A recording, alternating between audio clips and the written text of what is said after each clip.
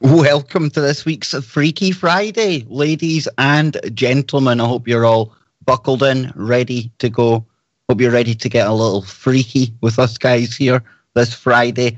And what an esteemed lineup we have on the panel tonight as we gather around the digital campfire. That's right, yes. We have got Scotty Lopez first up. How you doing, man? And I think we're quite lucky to have you tonight, Scott, because your PC seems to be on its deathbed, dude. How you doing, man? Well, it's not on its deathbed, but we did have a major PC meltdown incident earlier in the week, and I'm just recovering from all that. So I'm doing good. And by the way, I got to say, it's August 31st, and if you reverse that, doesn't that make it a Friday the 13th? Not in Scotland. September the 1st now. Ah, come on! Don't does ruin that make it for the everybody. Does that make it the 9th of January? I'm gonna laugh, but no, you're quite right. We could make it a Friday the 13th, and I think the way things will develop and flow tonight, it most probably will be a Friday the 13th. But Joe Joseph, you've just dropped a story in the chat room that I shared earlier on today. Perfect for Freaky Friday. But before we get there, man, how you doing? Yes. Well, it's Friday again. So soon, Kev. Yes. It seems like just yesterday we were doing this, but it was almost 6 yesterdays ago. Were you going to say it was almost a week ago? I think you'll find it was a week ago. It was exactly to the T. It was a week ago, yes. So how you doing, man? Oh, I'm doing good. You know, winning friends, influencing people, and really, really causing a lot of bother to the trolls on Twitter. Say it ain't so. I can't. First of all, I'm taken aback at your activist style approach on dropping the atomic elbow on QAnon. It's not really my style, is it, Joe? It's not your style at all. But man, oh man, they certainly pissed in your Wheaties, didn't they?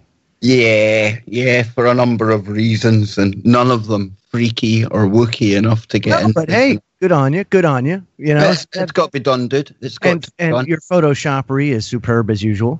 Well, when you've got a guy pushing Q who also pushes the blue chicken conspiracy at the South Pole, I think, you know, it's kind of obvious that you're going to get a Q chick-on conspiracy meme. Anything. I know. It's extremely foul, that joke, but...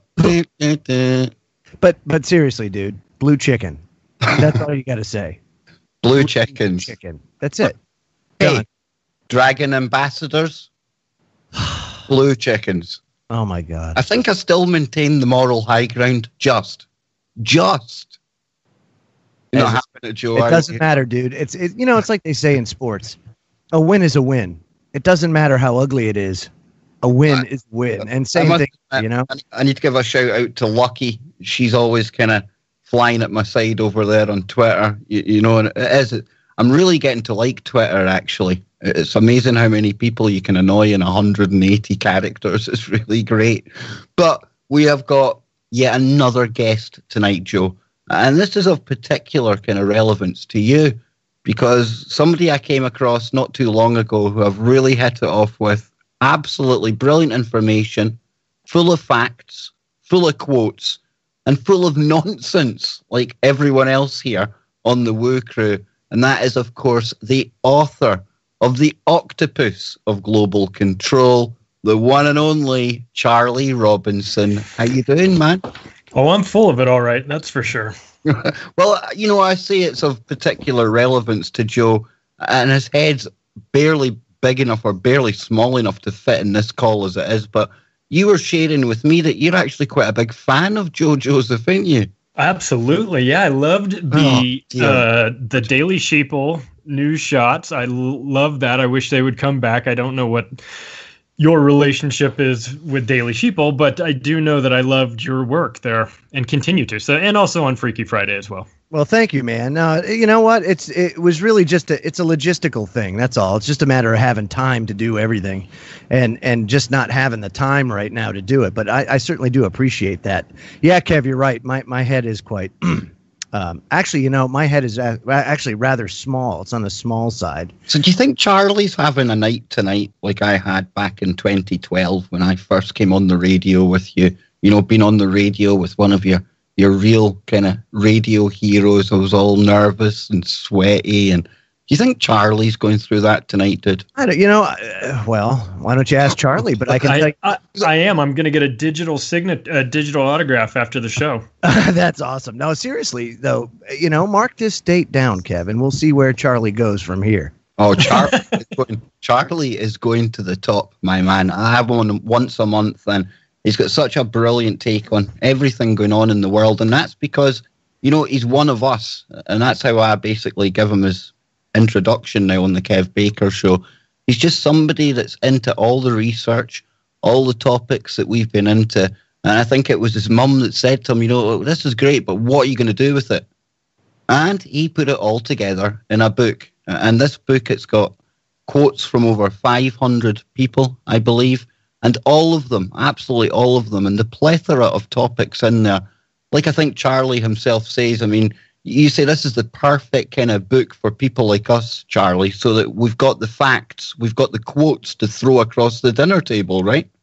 For sure, yeah. I had those arguments, or I had those conversations over a Thanksgiving dinner when you bring up a tough topic like 9/11 or something like that, and then you try and back it up. And if you don't have your information in front of you, it can be a bit tough. So you really have to know your stuff. And then on top of that, what I realized was that I bring, it's a discussion at a dinner table, I bring no expertise to it, so to speak, as far as the people at that table are concerned. But if I'm able to say, hey, listen, you like Bill Maher, this is what Bill Maher has said about the exact same thing. Or you like, George Carlin.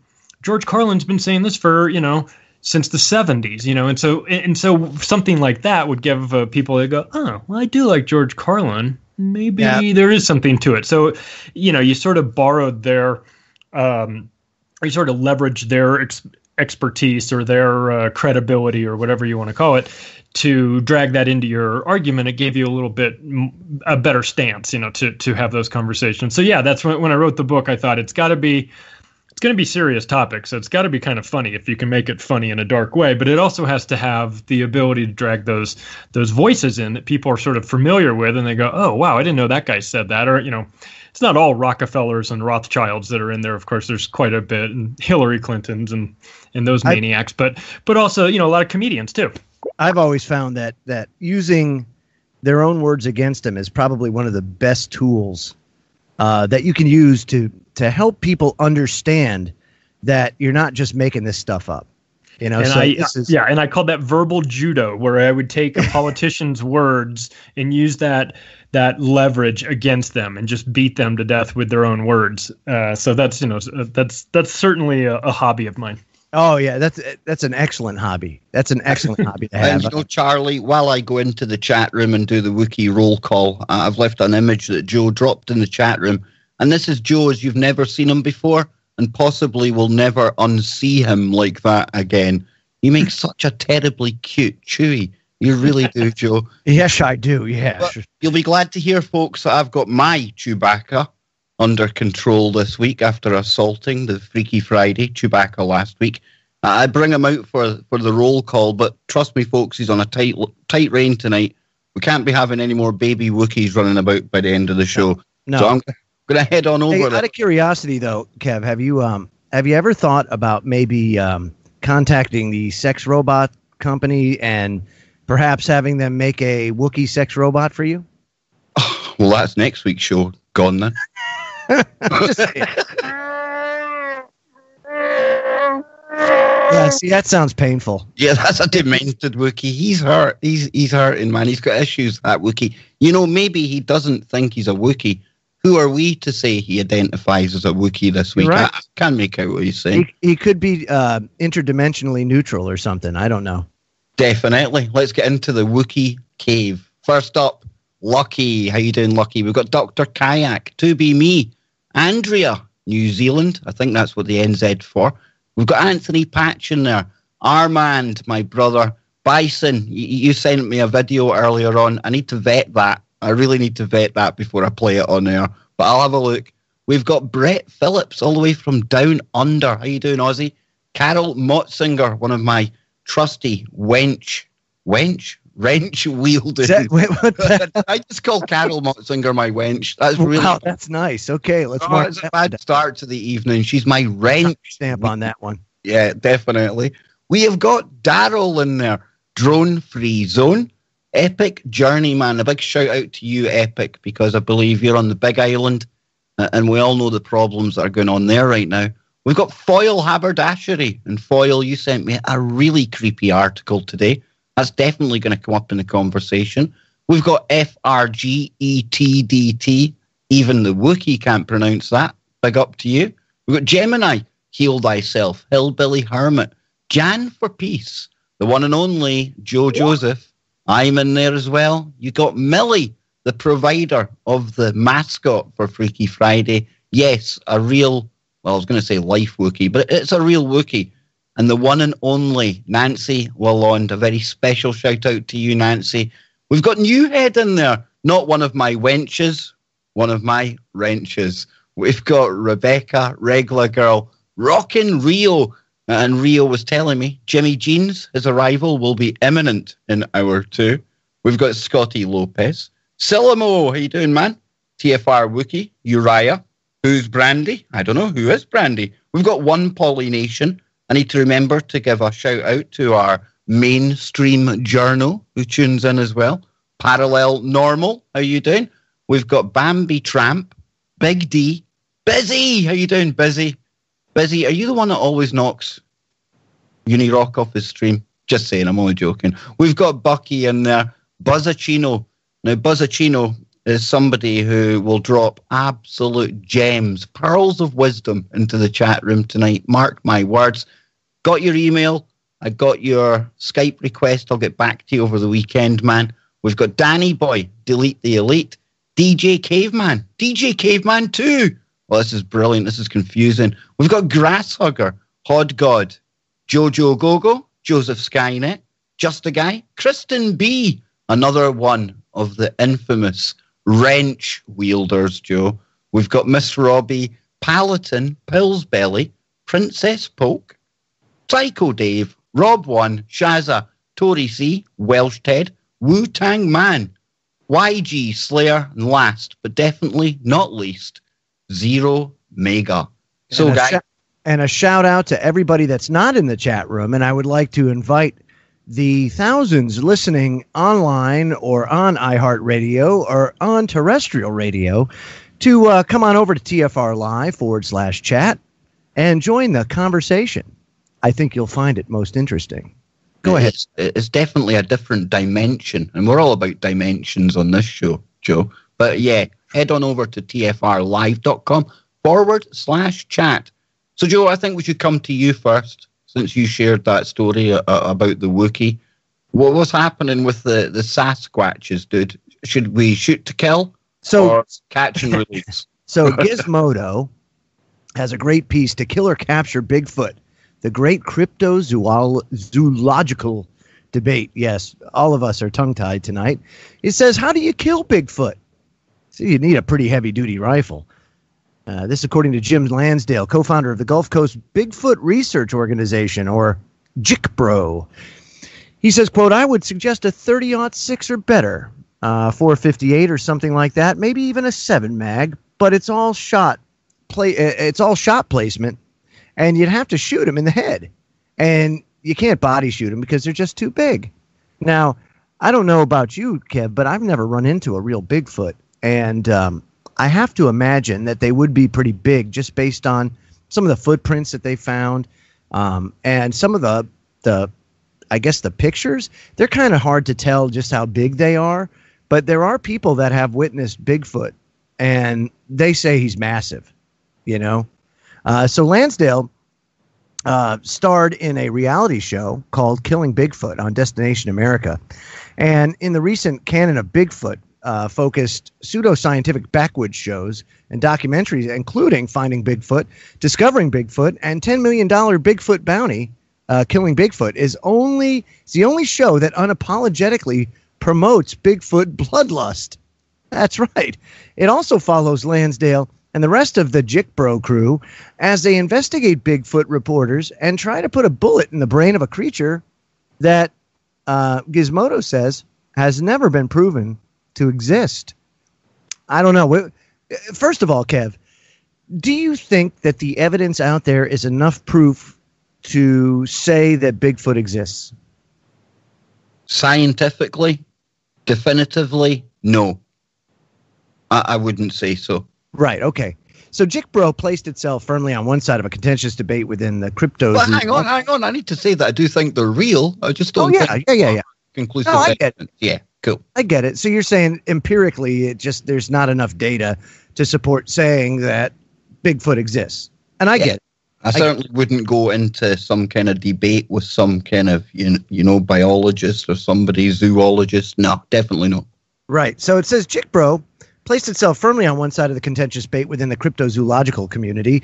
Should humans be allowed to wantonly slaughter Sasquatch, a creature that, if it exists, would probably be endangered and also contain many genetic wonders?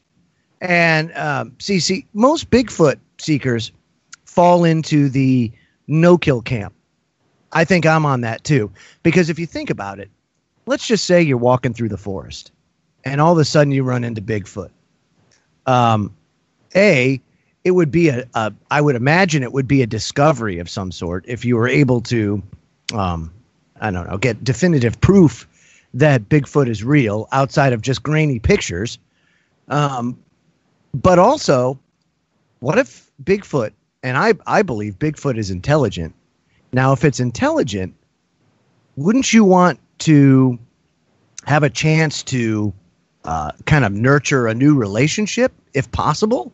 I think human beings tend to, because Bigfoot is basically a hairy animal-like looking creature, that we presuppose that we're smarter than it just based on our life experience, and that all hairy animalistic-like creatures are less superior than us, right? They're not as smart as us or whatever. It's kind of akin to, I give an example like dolphins. Dolphins are extremely intelligent. We have no way of really measuring their intelligence. I don't think so, at least. But I think we often take for granted the intelligence of a lot of creatures on this earth just because they're animals, or classed as animals. And I think it does everybody, the animals and us, a disservice, because we're not really facing the truth, I guess you could say.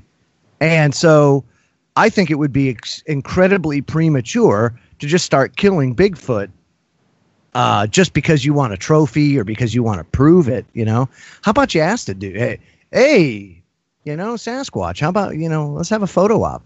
Let's go meet some peeps. Let's go drink. Let's get a decent bit of footage. Some real kind of conclusive photography, something like that. Although in this day and age, what is conclusive photography? Exactly. Exactly. We could never use that as evidence in a court just because people like me and you are able to mock things up in 5 to 10 minutes. So, I think it's quite shocking, really, that there's people out there. And that show, killing Bigfoot, what the heck? Yeah, I mean, people get anti because of the whaling and stuff like that, and rightly so. And here's an animal that nobody's ever physically really catalogued, and yet we're talking about killing it already. Same with Nessie. So human of us. Yeah, isn't that just so human of us? Ain't we great? Ain't we the best show in town? I swear, it just gives more credence to the idea that humans are like a virus. In a way. We don't have to be, but we choose to be.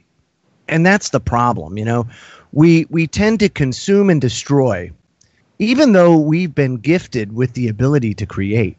And we do create a lot of good things, but the focus, really, Kev, if you think about it, what ends up being the central focus when you always boil it back to the basics? It always boils down to money, right? I'm sure that if you boil this guy's motivations down to its base level, I'm sure that you're going to find that this guy is out there.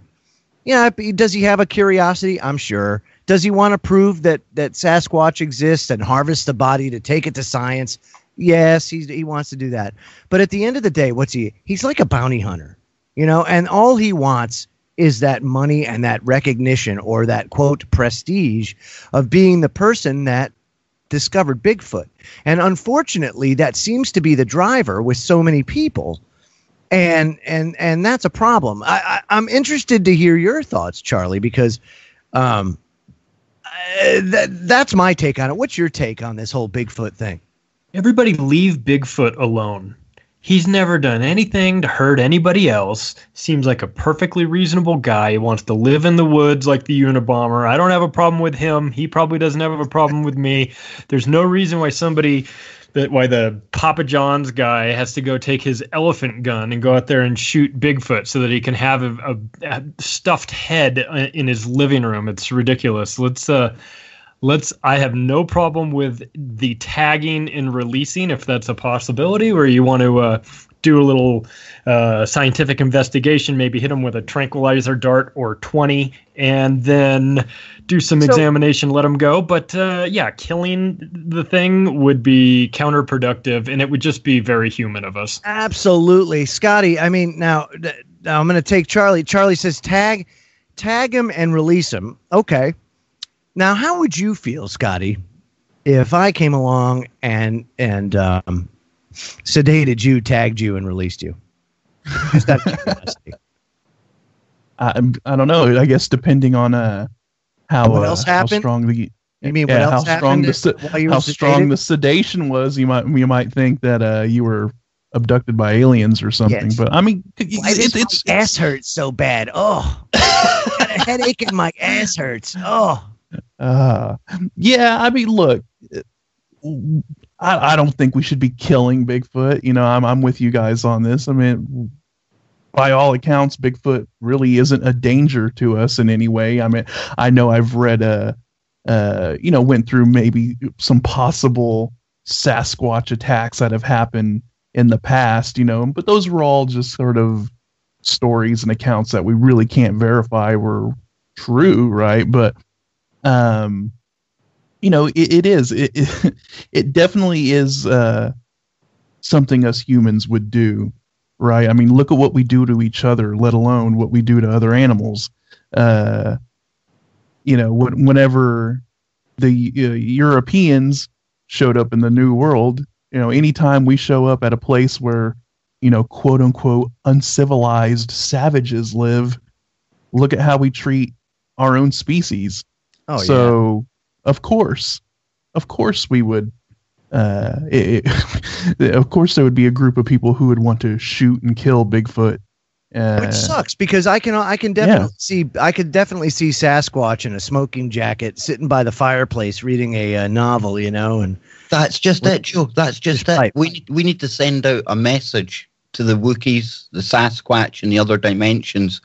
And, to prevent any hunters taking your head off or going down the road that Joe's talking about here, I think what you need to do is maybe paint some kind of rainbow kind of assembly onto yourself. And the first thing you do, Sasquatch, is start barking like a dog. Because if you start to identify as a dog, then you get a pass. You really do.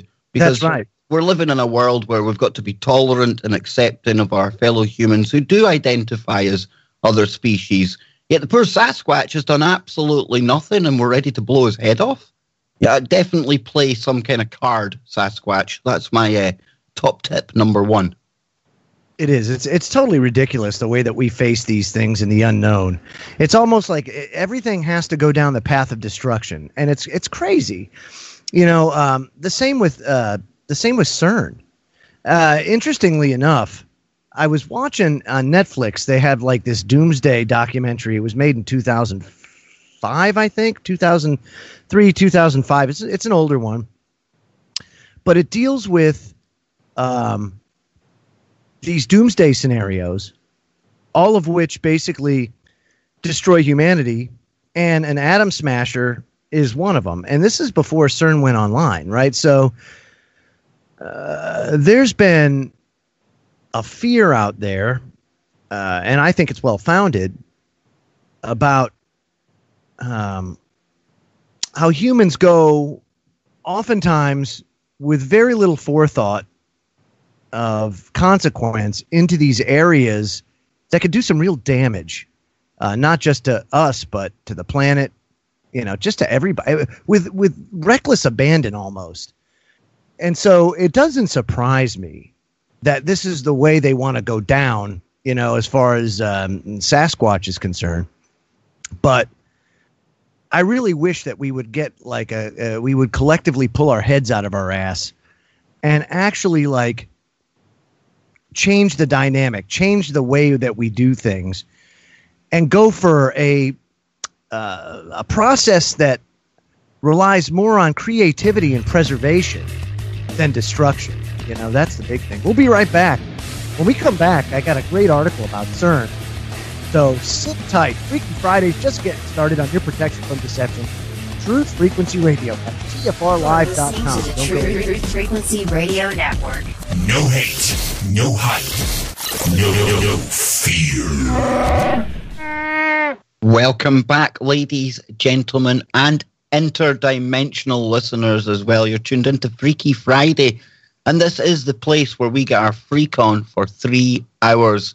The woo just keeps on flowing, and the further we go into the show, the more bizarre and strange things seem to get. Now, coming up after tonight's show, a change of schedule. Brent Thomas will be along right after this show with the Paranormal Portal, so please stay tuned for that. And I'm coming back to you, Joe Joseph, because you were saying before the break there, you've got something about that favourite facility of mine, the LHC over in Geneva, Switzerland, or as it's more affectionately referred to, the Cern hole. What's happening at the Cern hole, Joe? So 6 years after discovering the elusive Higgs boson particle. Get out of here. That's 6 years already. 6 years ago already, dude. I mean, can you imagine? Think about that, Kev. Let's just wrap our heads around that. 6 years.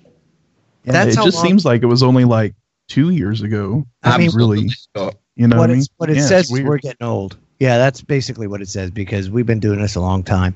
And researchers at CERN, according to the Metro, basically that's where the discovery took place, are calling this a monumental breakthrough.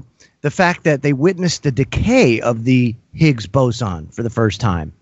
And if anybody doesn't know what the Higgs boson is, it's a subatomic particle that scientists say are responsible for giving mass to other fundamental particles. And the reason it's taken this long to crack the experiment is that the Higgs boson, also known as the, quote, God particle, decays very quickly.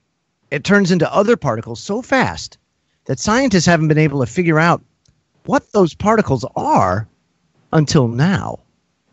What do you think about that, Kev? I've seen this article, Joe, and it's quite interesting. I think they say that there's bottom quarks are produced, and this was something that they did expect to see. But, this new finding, and I'm not sure about the article that you have there from the Metro, but the one I was reading, I think it was Scientific Daily, something like that anyway, it made no mention of whether it was humans poring over the data or whether they were still employing the D-Wave to look at the data. Now, the reason I bring that up is because last year they gave all of the data that humans pored over and which contained the evidence of the Higgs boson.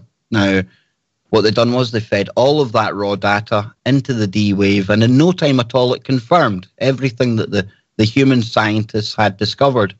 I'm wondering, if this decaying of the Higgs boson, I'm wondering if this is a pattern, if this is something that D-Wave has actually picked up on, as opposed to the humans that have been looking over this data run after run, year after year.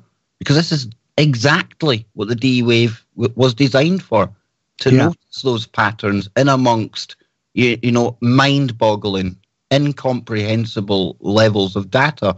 And it would pick things like that out. So again, that's more speculation, but I think we're going to start to see, almost an acceleration of new kind of discoveries, new eureka moments, and not because of the different science that they're applying there, but more the way that they're analyzing the data from the exact same collisions that they've been doing all along. So definitely interesting times. And Joe, all of these things always looks good when you're putting in for your next grant for the year ahead, right? Well, here's the thing, right? So this article concludes basically saying effectively, this discovery is a step along the road of finding out how the universe fits together. The Higgs field, or the field of energy that surrounds the Higgs boson particles, permeates through space along with the particles. Basically, what they're saying is, we have a better understanding now. We're a step closer to understanding the veil. And the problem that I have with this, because remember, we are getting a lot of good information, but I tend to believe that this information that we're getting and the advancements that we're making, we're really we're lackeys for interdimensional beings, as best I can describe it. And when we penetrate or we make that veil fall, there's going to be a problem, because that veil was put in place to prevent these interdimensional beings from having a true physical presence in our dimension, in our universe, or whatever you want to call it, in our reality. Because they used to have a presence in our universe, in our reality, and they were locked away, and it was for a good reason. And now, because we have modes and methods of communicating with these imps, we've really science, I think, has been rooked into being their lackeys and building the very things necessary to bring about their return. And this is something that's happened over the last, I would say, 150 years. And it's been a slow, steady, methodical process. And I think we're getting close to seeing the culmination of their plan, come to fruition. And this is, as best I can say, this is dangerous. A lot of people say, well, you don't discover stuff unless you take risk. Well, I agree with that. I do. But there needs to be a debate, and a more public debate about this, along with other things, because we're talking about our environment, our Earth. It's not just these scientists or their Earth. It's our Earth. It's our home. And they are screwing with it without our consent. And we have no control. It's kind of like the whole chemtrail debate. You got these chemtrails going. They deny that they exist, but we know they do, and we see them every day. We believe our eyes. What gives them the right to do that without our consent? That's the biggest thing and the biggest rub that I have. And if there's a legitimate purpose for it, then tell people, so that you don't have a bunch of BS going and people having to draw conclusions on their own, and then everybody gets called a conspiracy theorist and everything else, So I just think that we need to be very cautious about what we do. It's just like the Sasquatch thing. Charlie, let's just go kill Sasquatch. What? It's Cern. Yes, let's just go ahead and just pierce the veil. There couldn't possibly be what could possibly go wrong?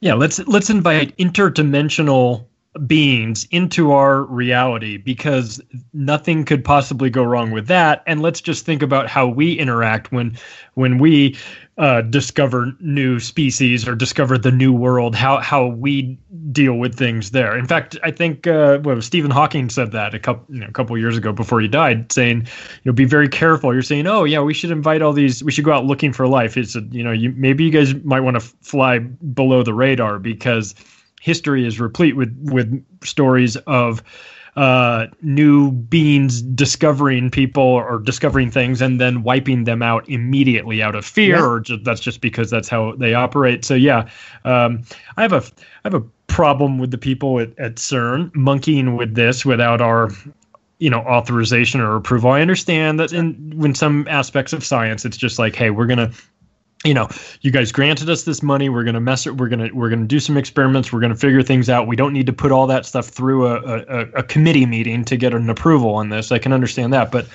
I'm with you on the chemtrails. I mean, unless there's a very good explanation as to why they are spraying that, and it doesn't include something along the lines of, well, look, you need more aluminum in your diet, then I'd be willing to listen to it. But unfortunately, I don't think that's going to happen, and I'm not optimistic that any answer they're going to give us, if they choose to, would set our minds at ease at all. Yeah, and then of course you look at the motivations, right?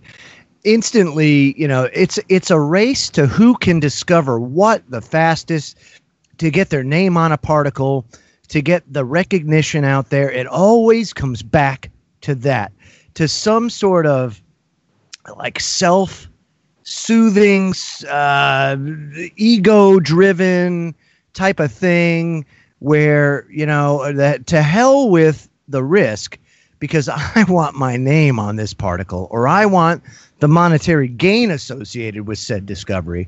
So that becomes the primary driver. That's why I think it's so important. And of course, I don't know the way to go about this, to get rid of money as the driver of society, because until you do that, I mean, we are just going to keep on this path of destruction, because that's where the incentive is, whereas outside of that, where's the incentive? I don't think people, Scotty, I don't think people really feel any other incentive outside of that, outside of that egotistical type of gain or monetary gain. What do you think? Yeah, definitely. And here's the thing also. I mean, humans are risk takers. We always have been, and a lot of our discoveries have come from taking risks, right? I mean, look at fire. We were afraid of fire, but someone decided to take the risk and walk up to a fire, a long time ago, and pick up a stick out of it and was like, oh, look, I can control this. It's not this scary thing. We've always kind of pushed the limits, and that could be to our detriment, but it could also be to our gain. And it's just something that we do in human nature. We always want to push the boundaries. We want to see how far we can go. We want to see what we can discover. Wouldn't you like to be a fly on the wall for these discussions, though? That's the thing, is to see what the debate's like, Scotty. What are they? I mean, are they even considering the inherent risk involved? Because I always find that they always come back and say, well, yes, it's a possibility, albeit slight. That seems to be the standard response to anything, whether it be a pandemic, whether it be CERN, whether it be messing with the atmosphere. It doesn't matter what it is. It always seems to be like the risk is always minuscule. Yeah, exactly. And then, you throw in what you were talking about with the whole sort of monetary gain and this kind of ego-driven aspect to it, where, if you didn't have that sort of monetary component to it, then would the risk really be worth it? That's the question. Would the gains outweigh the risks? And I think that's where you really have to look at all of this. If you're going to be toying around with this kind of stuff, and you're going to be doing these kind of experiments, and you're going to be playing with physics on that deep of a level, do the gains, to society, do they really outweigh the risks involved?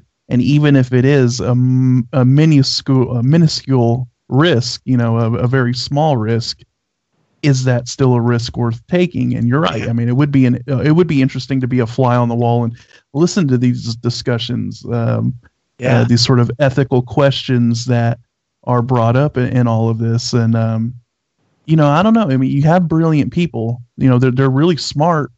Sure. But do they have common sense? That's the one thing you can be book smart. You can be book smart You can be a brilliant person, but you can lack common sense. Totally, dude. And you got to wonder if these people really have that grounding of common sense when they're thinking about these things. Yeah. Interestingly enough, I've always envisioned a human, right, as almost like a scale. You know, the old-fashioned scales that you have to put the weights on to balance it out. And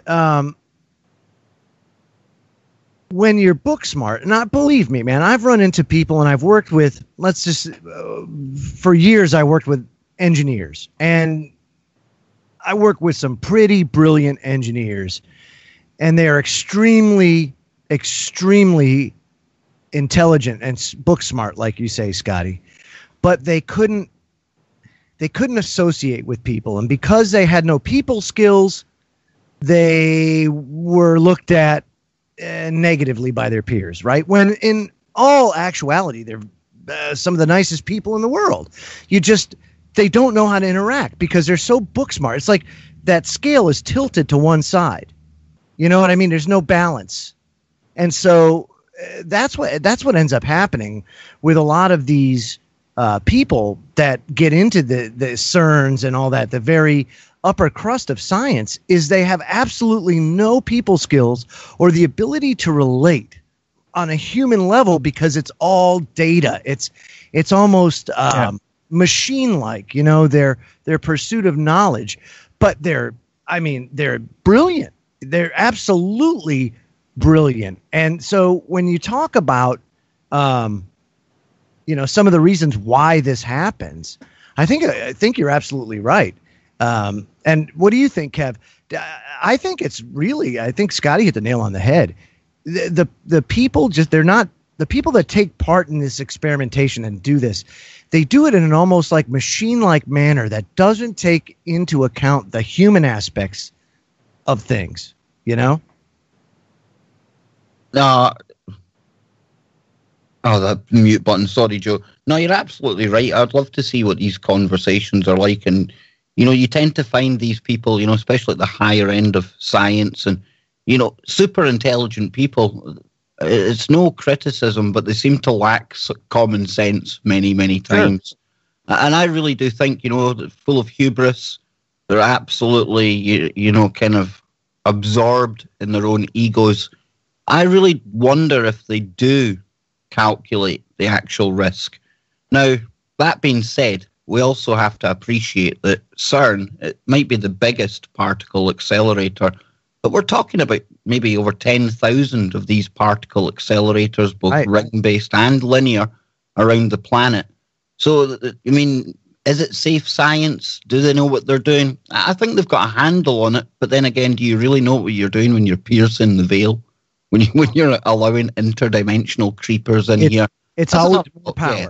Always more power, Kev, you know? Yeah, exactly. That's a whole different ball game. But, you know, I think the most interesting thing to come from CERN this year was back last month when they were basically accelerating atoms.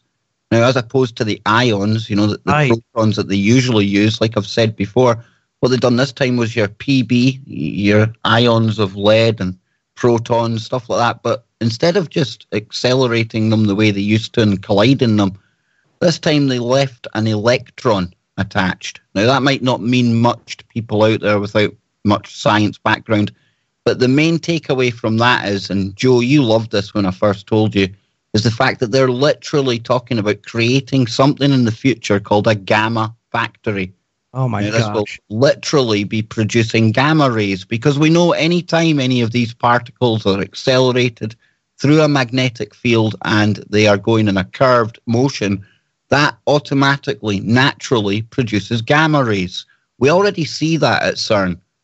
But what's different here is there's going to be no collisions, and the gamma rays produced, and they don't really, and even Anthony's had a look at this, they don't really explain the process. But what they're saying is this energy, this light, because that's what gamma rays basically are, just photons, they're going to collapse back down into a state and produce new exotic quantum particles. That's energy to matter conversion. Oh. And that's a game changer. Oh. And I still don't think enough people are talking about that aspect of CERN. And for me, that's a real milestone, Joe. Unbelievable milestone. I mean, that is just like, that I think is like a humanity capstone, Kev. It really truly is. I mean, you're talking about free energy and things because, you're talking about the transfer of electricity, cutting out all the cost of those. I mean, that alone, there you go, game changer. Now, I know we still this is one of those things I was talking about where do the gains to humanity outweigh the risks? And, that is totally a game changer. Totally. Imagine how much humanity would benefit from something like that. So you do away with money. Definitely. Now all of a sudden you have your way forward, right? Well, we had this with Tesla, though. We had this game changer, And what was his fall down? Point. The fact that companies couldn't make money transporting from the facility, from the generator to the actual consumer. Now, if we're talking about technology here that cuts out all cost of transferring electricity, you're going to have corporations that ain't going to be too pleased with that, I don't think. But that's something we'll need to watch going into the future. And Charlie, I know you're big on the CERN. You like looking into this stuff as well. I mean, it's strange, this massive experiment. We don't know if it's going to bring about our demise or not, but it's the main game in town, man. Well, it's true that ego plays a part in this for the scientists and politicians that are involved. I mean, I heard actually that at CERN, they discovered the Hillary Clinton particle, and because they could tell it was that one because it comes in, destroys everything around it, and then you can't get it to leave. Yeah, right. The Clinton particle. You call it the May particle. It doesn't, or the who's that? I forget this. Who's your Scottish PM now? I can't remember. What? Nicholas. Nicholas. Yeah. I mean Nicola. Yeah. Oh, pardon me, Nicola. Yes, I could.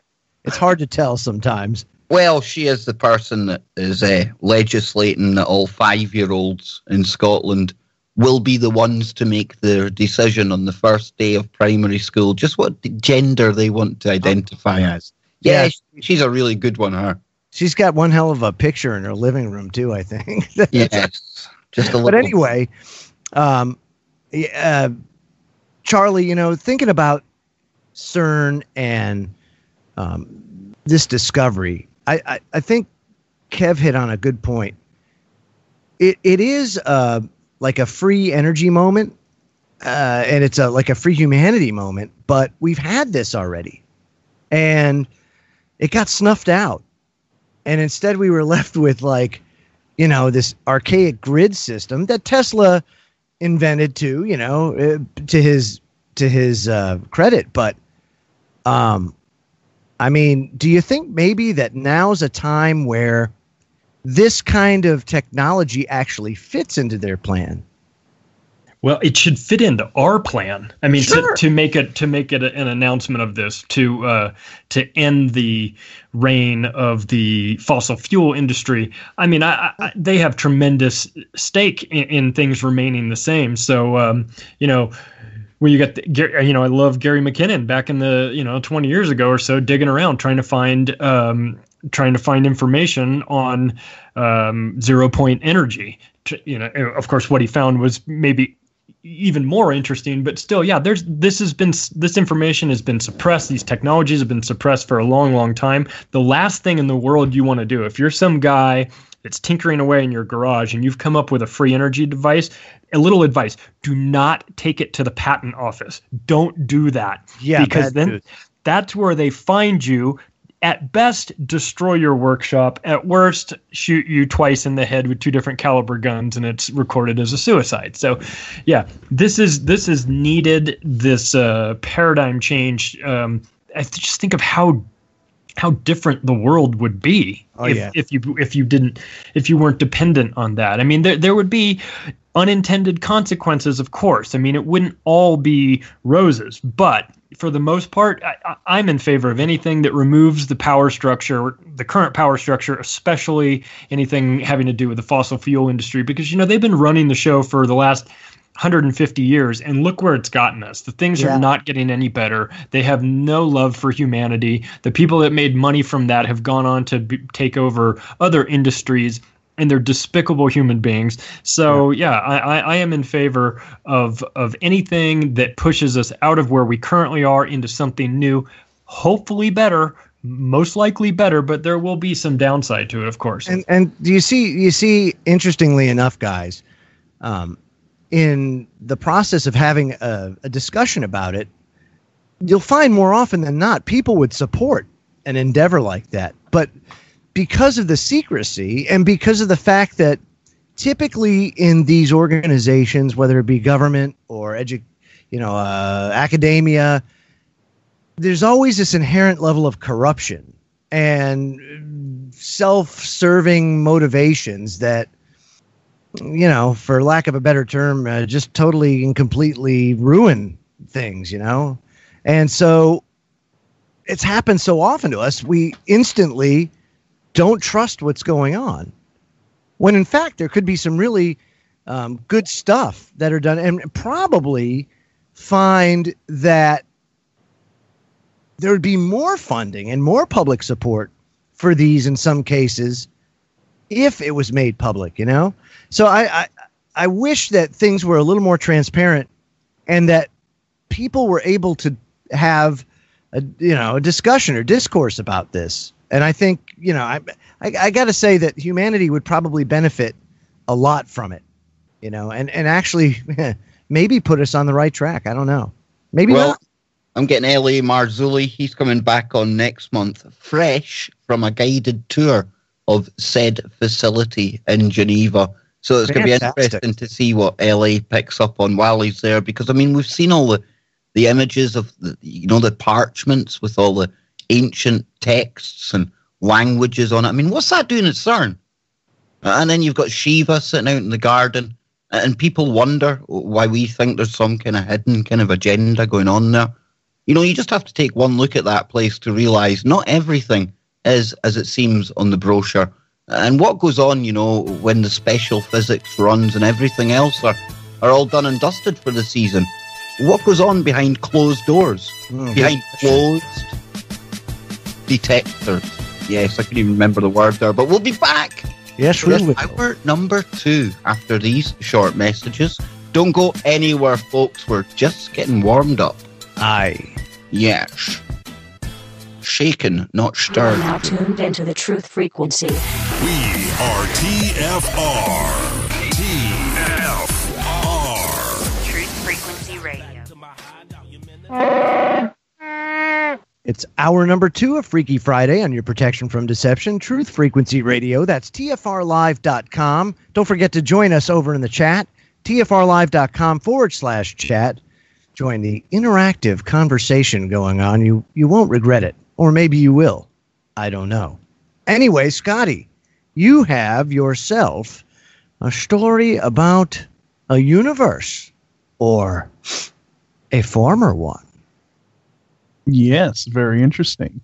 This is on unexplainedmysteries.com, courtesy of livescience.com. And it says scientists find evidence of a former universe. Physicists have found what could be evidence of, quote-unquote, ghost black holes from a universe that existed before our own.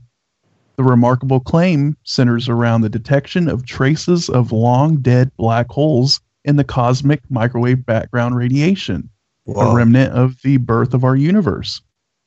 According to a group of high-profile theoretical physicists, including Oxford's Roger Penrose, these traces represent evidence of a cyclical universe, one in which the universe has no inherent end or beginning, but is formed, expands, dies, then repeats over and over for all of eternity.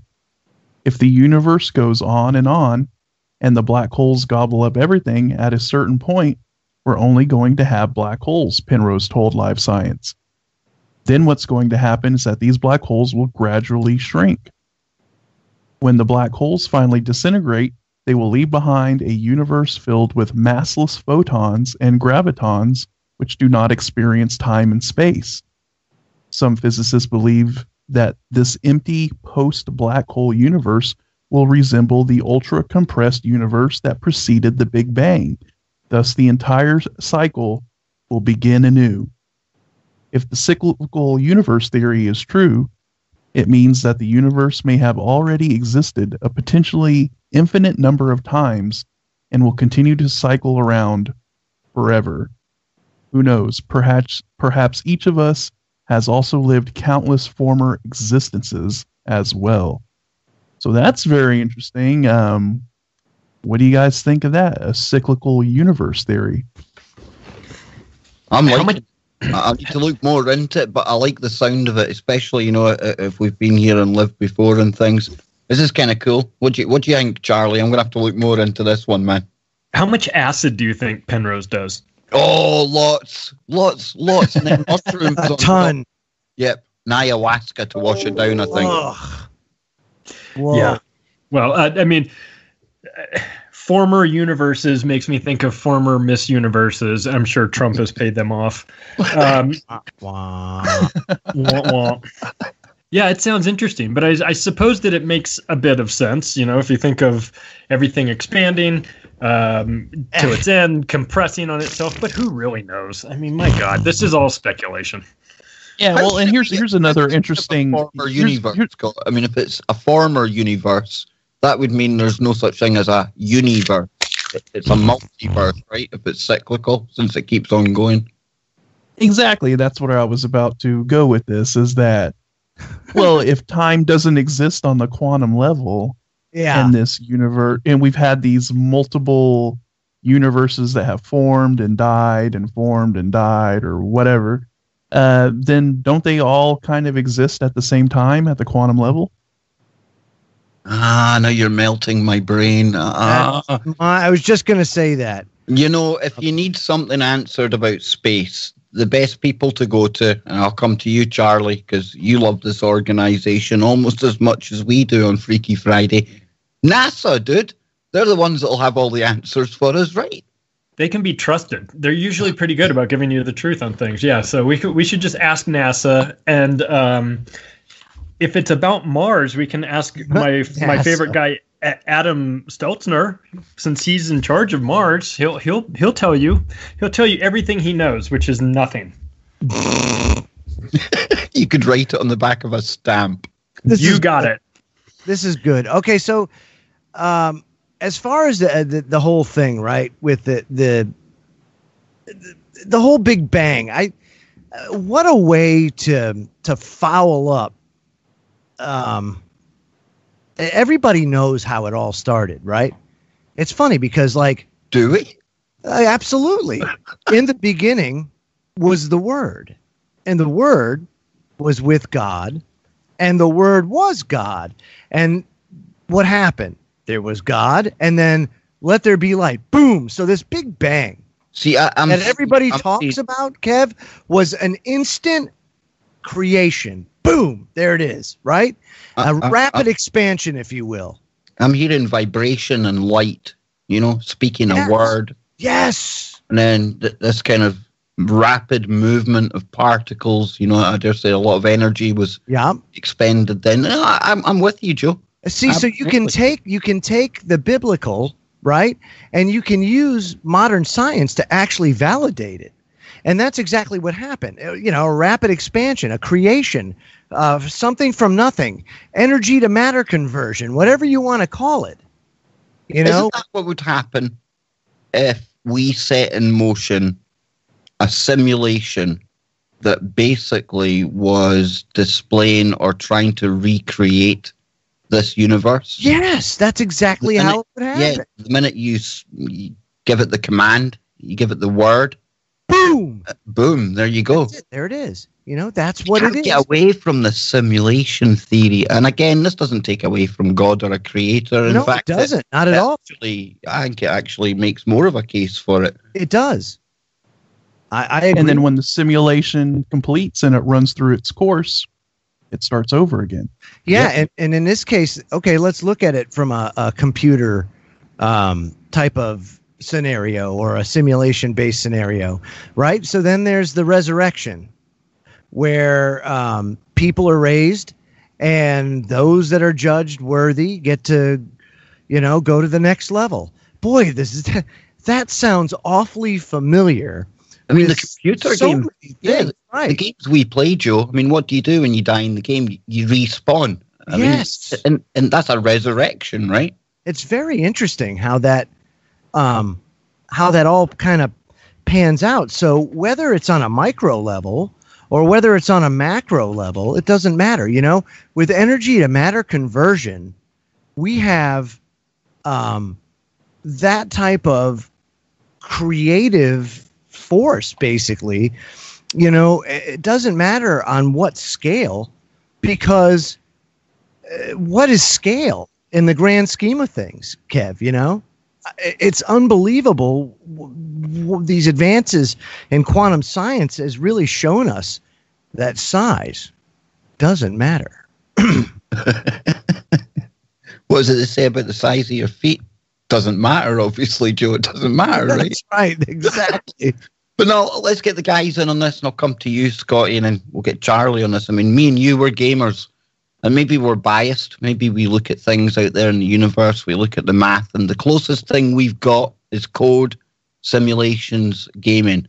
We could be a million miles off the mark, but I think that's the closest thing that we can compare our reality to. There's real tangible parallels that I see anyway. Just my opinion, Scott. Yeah, definitely.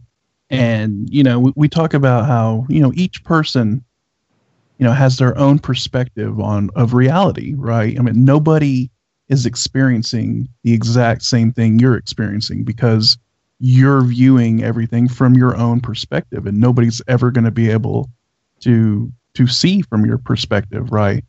And so it makes you wonder, when we talk about creating our own reality or projecting our own reality, the question is, we talk about video games, how do video games run, right? Whenever you're playing a first person shooter or whatever, when you're looking through the camera view of your character's eyes, the scene that's rendered around the person is not actually rendered where you can't see it.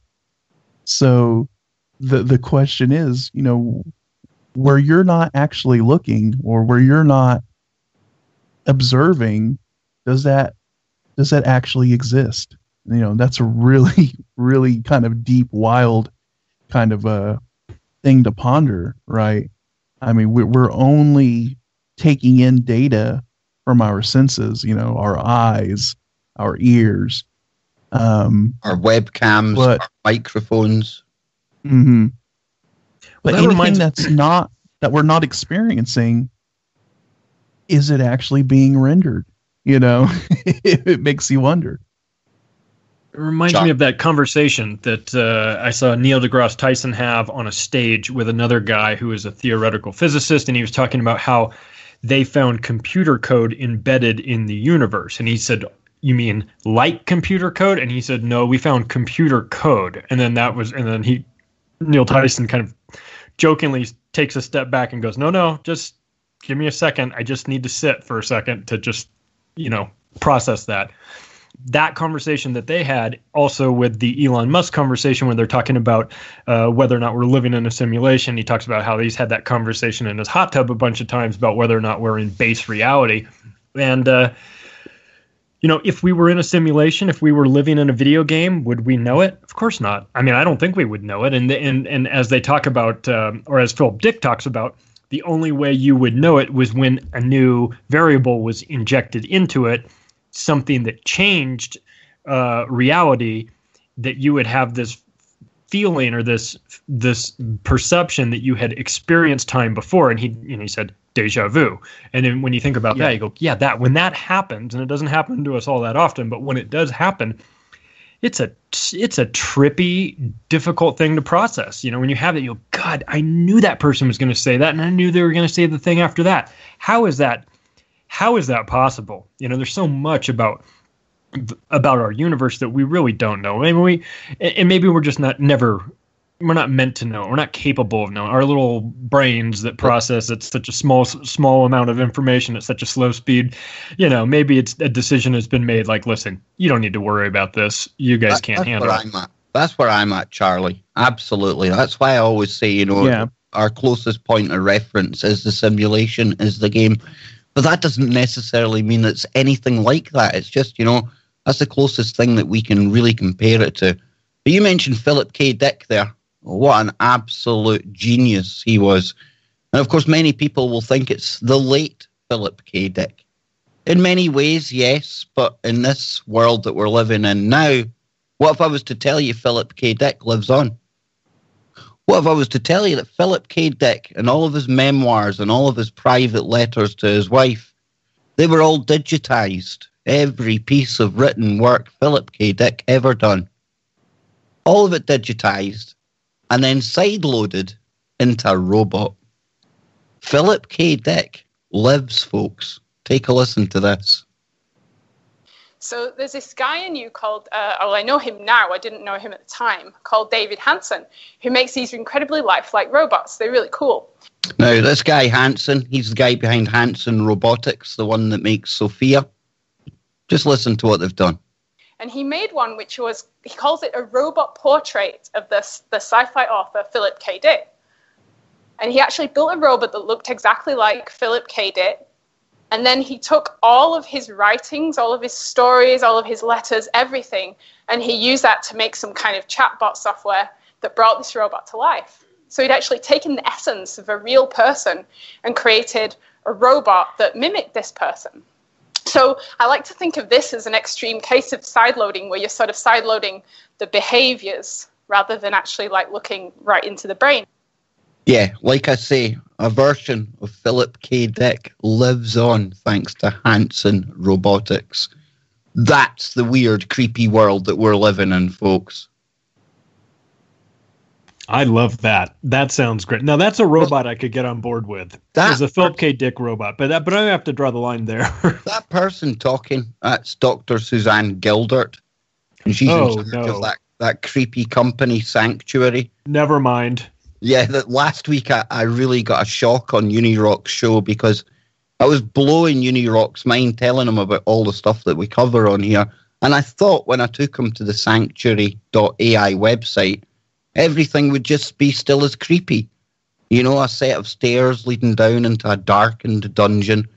And this is a web page, a landing page, with nothing else on it apart from the words Sanctuary. Bit strange for an AI company, right? Especially an AI company that wants to bring Westworld to life with synthetic human-like robots.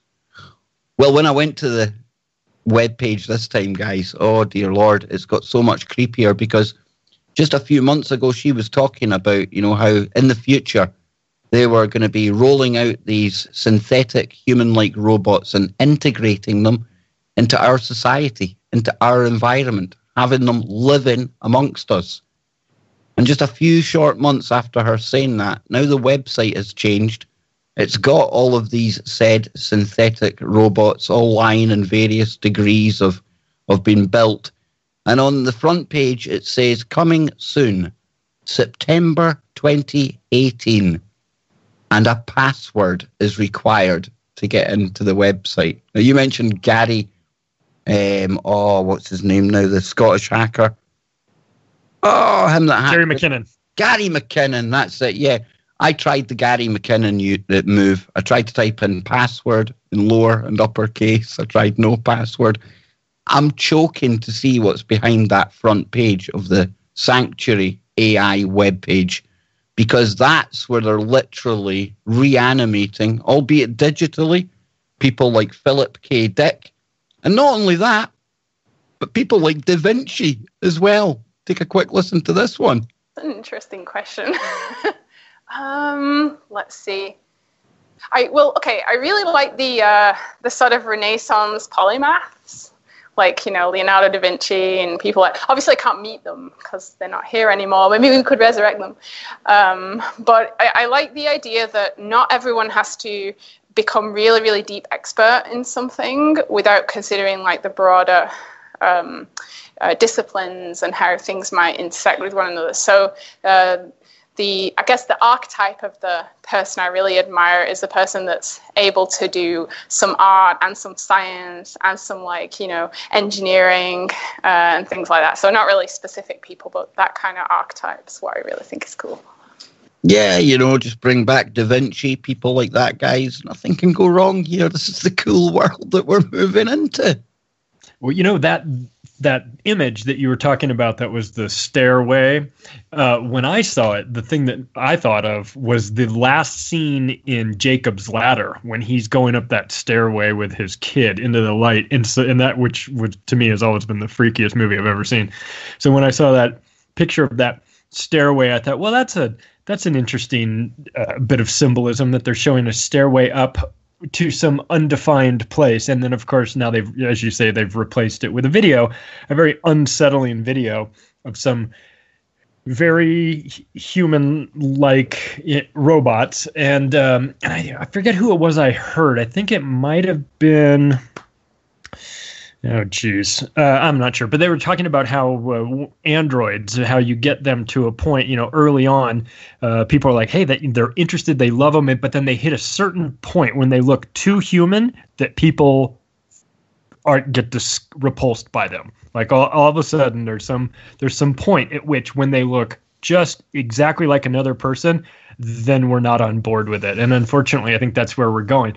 Case can be made that maybe we're already there. I mean, some of the people that we see out in the, if you ever watched the videos of, hey, are these people clones? When you see people like, I don't know if it was Britney Spears or someone just dropping mid-sentence on a stage. One of the various Hillary Clintons that was rolled out during the campaign. Right. Yeah. They look kind of human, but not totally human. You get the feeling that maybe they've done maybe a dry dress rehearsal of some of these robots on us already. Well, here's the question then, Scott, because Charlie definitely raises a good point there. If they're telling us about this stuff, and I mean, don't get me wrong, the robots, the synths that they have on the Sanctuary website right now, I mean, they're still quite easy to tell that they're latex, that they're robots. They're quite Sophia-ish. But Charlie's right. They're heading for that full kind of biological kind of robot, that biological clone, if you will. And we know they've got the cloning technology. Question is, Scott, do you think they've already been rolling them out? Or is that just us going full woo an hour or two? Well, it is Freaky Friday, so yeah, let's go full woo. I think they have the technology. I think they've had it for a while.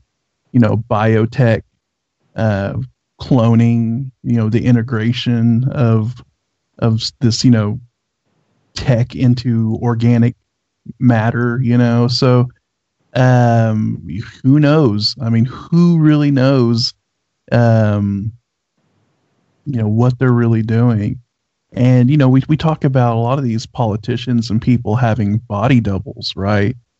Now, I mean, the odds of finding somebody that looks just like you are very slim. But these people always seem to have a body double of some sort. Now, is that body double really another person that just happens to look like them? Or is that body double a clone? Makes you wonder. I brought this up on a video the other day. I think it was a video.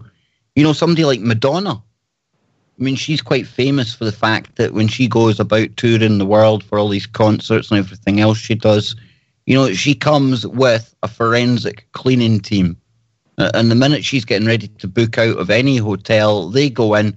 It's like the mob, you phone up the cleanup crew, they come round and they forensically clean the gaff to make sure that there's no traces of Madonna's DNA anywhere. Now, what's that all about? I dare say she's exactly been to some of the kind of higher up, top end, eyes wide shut type parties out there. She must know what's going on behind the curtain. And it makes you wonder, doesn't it, why she's so really, I mean, it's almost like OCD, isn't it, the way that she's so paranoid about her whole kind of DNA. Makes you wonder, Charlie, if she knows something we don't, or at least something we suspect. Well, one thing I do know is when they perfect these synthetic dolls, the first thing they will do with them is take them to Tokyo and they will build sex dolls because that is what Tokyo does. And we love them for that. And it's coming. It's coming in the future. You're going to be able to get your... Who needs a mail order bride when you can just get like a mail order sex doll, like a live one that you can just turn off between the hours of, I don't know, 8 a.m. and... Well, you know that, PM. yeah, that Humans TV show in the UK, they've got a really kind of novel way of tackling this because obviously it's the integration of these synthetic human-looking robots, and they're played by actors and actresses, so there is no difference, okay? But the guy gets one, and it's meant for doing menial tasks around the house, doing the housework, doing the dishes, you name it. But it also comes with an adult option. And it's really good how they tackle this in season 1 because the husband in the family, you know, one night he gets kind of tempted. There's a scratch card there. He scratches off. He puts in the code. And you can imagine sweet lovings, romantic music, everything. But this is the world that we're rapidly moving into. And one of the guys who's even making these sex robots, he's already quite famously come out in the press maybe a year ago, maybe 6 months ago. But he said, listen, it's not only that people are going to be using sex robots, we're going to get to a stage where people literally want to marry their robot. Now, with everything else we see in the world, and listen, if anyone wants to marry their robot, that's on them. It's certainly not my cup of tea, but this is the kind of bizarro land, Scotty, that we're approaching now. And you see these kind of ridiculous arguments that if we have childlike sex robots, well, this will stop all of the problems in the world. Because all of these creepy animals that are into that kind of thing, well, it's all good. They'll love the robot, right? I think that's actually counterproductive. I think that's going to give more people a taste of the taboo. So aside from helping the problem that's rife on the planet right now, I think this is just going to help normalize it and increase the problems we see. Yeah, exactly. And you know, this is just a way to fulfill those dark sort of urges, right? And say, well, you know, it's not a human. You know, you can dehumanize the object or the chimera sort of tech, biotech creature you've created. It's just a very, very creepy and disturbing road we're going down, and I don't see anything good really coming of this. Like Charlie said, you know, this is all going to Tokyo, and they're going to be this is where they're going to focus a lot of the attention on this technology. It is for those purposes. And it's sad, you know, it really is sad when you know, the technology has so much more potential, you know, to be used. And, you know, that's what we've reduced it to. Absolutely. And, you know, wasn't it the last show we done, Charlie, we were quoting John Holdren, I think it was. Oh, yeah. He's a science czar. He must love the idea of sex robots, right? Oh, my God. That would negate the kind of need to have chips under women's skin and things so they can maybe, perhaps, at times be allowed to reproduce. But we'll get Charlie's thoughts on that on the other side. Oh, it's the uncanny valley right here on This is the anywhere. Truth Frequency Radio Network. We are TFR. Wise instead of Wookiee. No, it is not wise to upset the Wookiee, and that's why I've locked my Wookiee away for tonight. Well, maybe he's away for the night. He might come out to play later on. But you're tuned in to the second half now of Freaky Friday already. And of course, don't forget, coming up right after tonight's show, we have got Brent Thomas with the Paranormal Portal. Don't go anywhere. So then, before the break, we were talking about the incoming or the influx of sex robots. Now, I was quite tongue-in-cheek, Charlie, saying to you, you know, that Holdren, he probably would have wrote an extra paragraph for his eugenics manual if these things had been on the horizon when he was writing all that stuff, because he's the guy we discussed last time talking about putting microchips under women's arms, to stop them being able to have babies. And maybe, just maybe, if the state granted you the right, perhaps maybe for a couple of months a year, you'd be allowed to reproduce. The sex robots, you'd love this, right?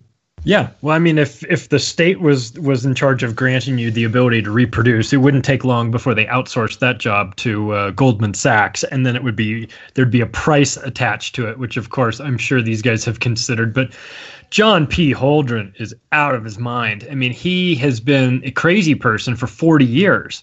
His book that he wrote it in 1977.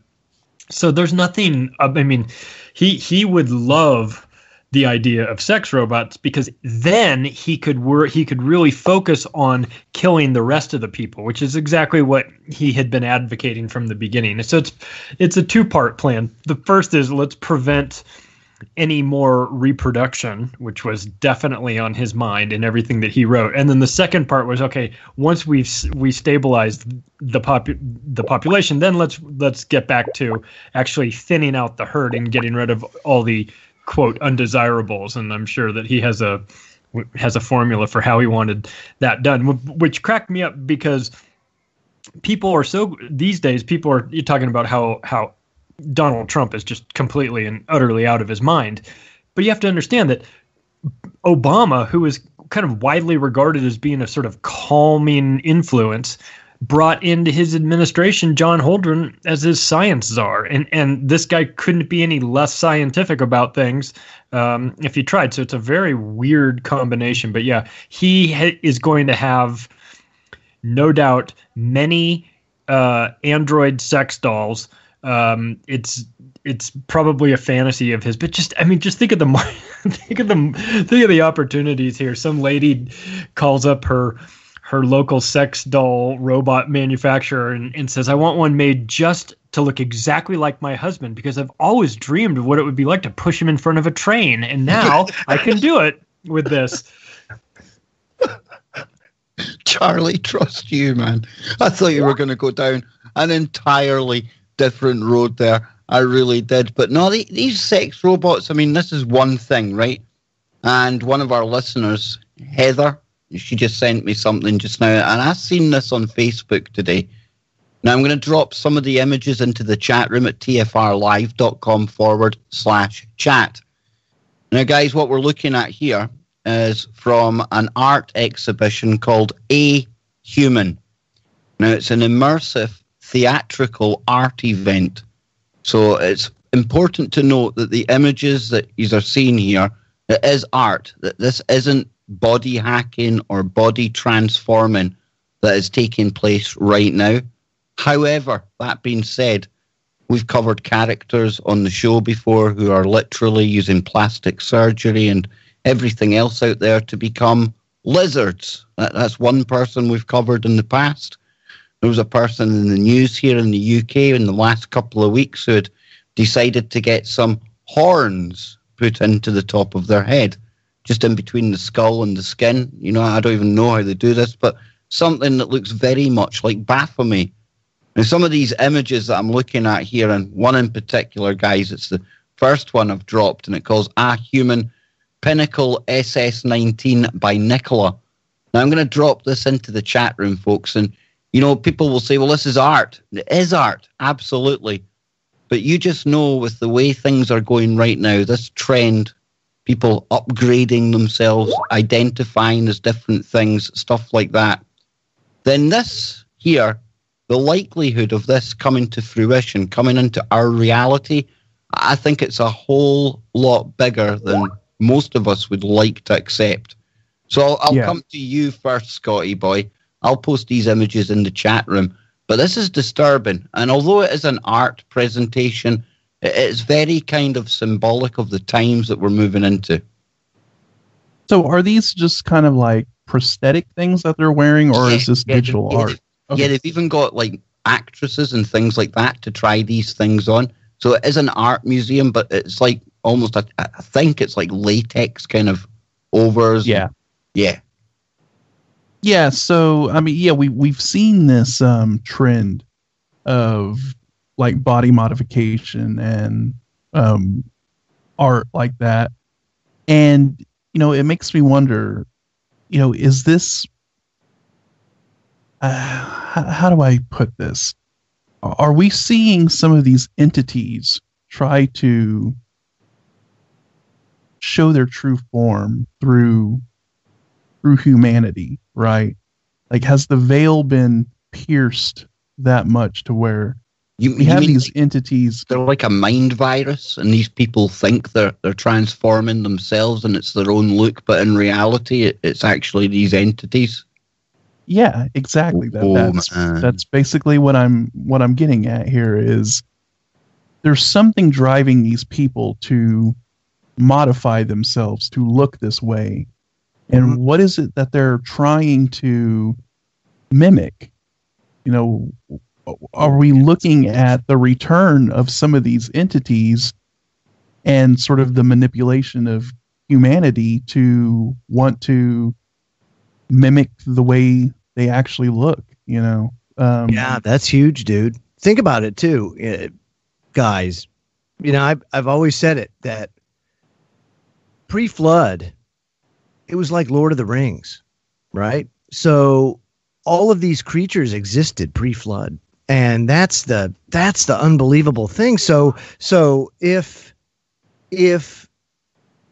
genetic manipulation happened back then, or this stuff existed back then, it's coming to fruition again. You know what I'm saying? So I think it's just all part of that cyclical nature of things. And here we are again. It goes to show you we never learn from history. You know? Yeah, and it doesn't matter, you know, if you're using prosthetics or some kind of silicone they thing, probably did or actually, you know, modifying your body in more extreme ways. I mean, you know, we have people that have implanted, like Kev said, implanted like horns in their head and things like that. But it could even be something as simple as just wearing fake horns. You know, sure. I think of that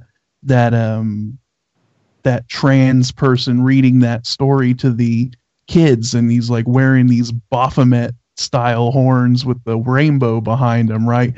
I mean, we just see this trend of like weird kind of demonic type body modification and representation with people now, and it makes you wonder. It really does. Yeah, no doubt. Interestingly, these body, I find it very interesting that they can do this, but even more interesting is, for some reason, the work of Craig Venter comes to mind. Specifically, think about this. Think about if technology continues to advance the way that it is, especially with regards to the body and the human genome, and being able to, let's just say, print a custom body for you. You know, I bet you that we're pretty close to being able to do that. And if they use like stem cells, if they use your stem cells, then they could make a body that your brain wouldn't reject, right? And then they just figure out how to do a brain transplant. You know, and that's it. Why even go about the whole upload download thing? Just go ahead and change out the brain. You know, it's like swapping an engine out. Only it's the body. And oh, by the way, you know, if you've got the moolah, why, we can make your body anything you want. You can be anybody you want, anything you want. See, so it's very troubling, because I see this technology advancing so rapidly, and all of this stuff that I'm talking about is a distinct possibility and could already have existed. I think Craig Venter talked about being able to do this already. Absolutely. You know, he can basically, you know, one of his presentations he made in 2016, we've just come across, he was talking about how they're going to be creating life forms. I'm not going to call them humans, but basically building them from the DNA outwards and picking every single kind of combination of chromosome and all of that all the way up. And you can imagine what they can do then, because they've mapped the whole genome. They can take this out, they can splice that in. It's a weird, weird world we're moving into. But I've just found another story here, and this comes from a couple of days ago. And this, for me, points to the normalization of what we're talking about here. I'm no big fan of the Kardashians, but you know when they're rolling her out and she's got what appears to be an implanted necklace in her neck, you know that she is quite influential over young people. Love it or hate it, these celebrities are. You know, young girls who want to emulate her, and bear in mind that there's people that go to get plastic surgery on their behind to try and look like her. Here she is. She's got what appears to be some kind of necklace under the skin, like it's protruding out the way. And that's why I think this is going to take off, especially if, you know, there's a campaign and there's a push with celebrities, stuff like that, guys. And Charlie, I know you've not chipped in on this one yet. Again, Kardashian, no fan of her, but if you see these celebrities doing this, you know that they're pushing it for a reason. You know who I blame for this? I blame the bronies.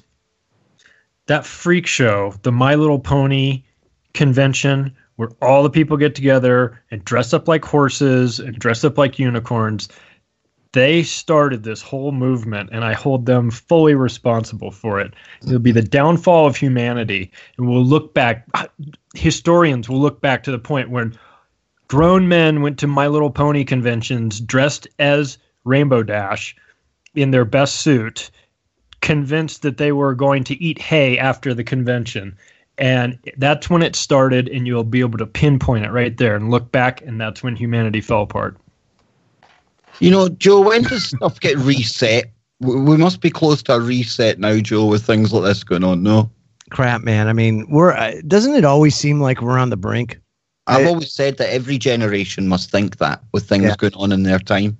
Yeah, that's why I'm not necessarily a big proponent of trying to put a time on the end. You really can't. But boy, you look at say like the magnetic field, right? And the fact that it's weakening rapidly, and we're due for a pole shift, and the economy and things like that are unsustainable, and society always seems to be like on the brink, and now we don't even know what gender people are anymore, and things are just getting so whacked out that you have to think that the system's getting close to crashing. And again, let's talk about it in terms of a simulation. What happens when the files get too corrupted? You get the blue screen of death. You need a hard reset. You got to format. So don't remind me. I know. I'm sorry, Scotty. It was a bad choice of words. I apologize. But but seriously, think about that. You could use that same idea to explain the cyclical nature of our existence. It's pretty interesting. Yeah, and then it ties back to the whole former universe sort of cyclical universe theory that was proposed earlier. So it's very interesting. And same thing when you wipe a hard drive. Just because you wipe a hard drive, right, doesn't mean you can't recover the data of the stuff you wiped out, or find some like evidence of its presence. I remember I'd done that one exactly. a few years back. It was like a program where you could literally piece back together all of the shredded kind of fragments that are shattered about your hard drive. Don't get me wrong, it took about 3 days to recover a couple of files, but you're right, Joe.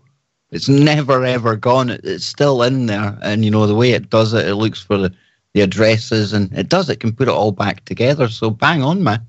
Just ask the Clinton Foundation. Oh, right. You see, I knew Charlie would be a good fit for Freaky Friday. He's as mad as us. I know. It's great to have such madness. Thank you. Just think you inspired this man, Joe. You and your Daily Sheeple videos played a huge part in what you've done to Charlie. Thanks. Well, no, Joe is the voice of reason, actually. Don't say that. Don't say that. Yeah, that. Oof. No. As I take my pipe in hand, Yes, but what is reason? Yeah. Let us debate that, shall we? Yes. And Carol in the chat room is asking, who's Charlie? And Charlie is the author of The Octopus of Global Control. He's a regular guest now on KBS, and I just knew he'd be a good fit. And Freaky Friday, right? Yes. Right. Freaky Absolutely. Friday. And I'm not a simulation either. I'm not Q, and I'm not a robot. I'm like a real person. It's amazing. No, you mean you're not Q? Yeah, she's C, actually. No. Oh, not as far as you know. Man, I'm going to have to go make a new video now. I had pinned it on you, dude. I thought you were the one. Q has competition. you would know. If I was Q, there would be much more 4-letter words in what he is dropping, for sure. I think we should just become W, like the Wookiee. We've got Yes. W clearance. You know, if we get enough if we throw enough things at the wall, something will stick eventually, and then people will think we're insiders. W confirmation. I can't even say it seriously. Come on, Joe. Where are we going now, man? Why do you always come to me, Dave? Because I know that you're the least prepared out of all of us, and you're doing like 50 bajillion things at once, so it's my almost crap way of derailing you. Let's see. What do we got in the grab bag here? How about I got one. Yeah, I have a great article.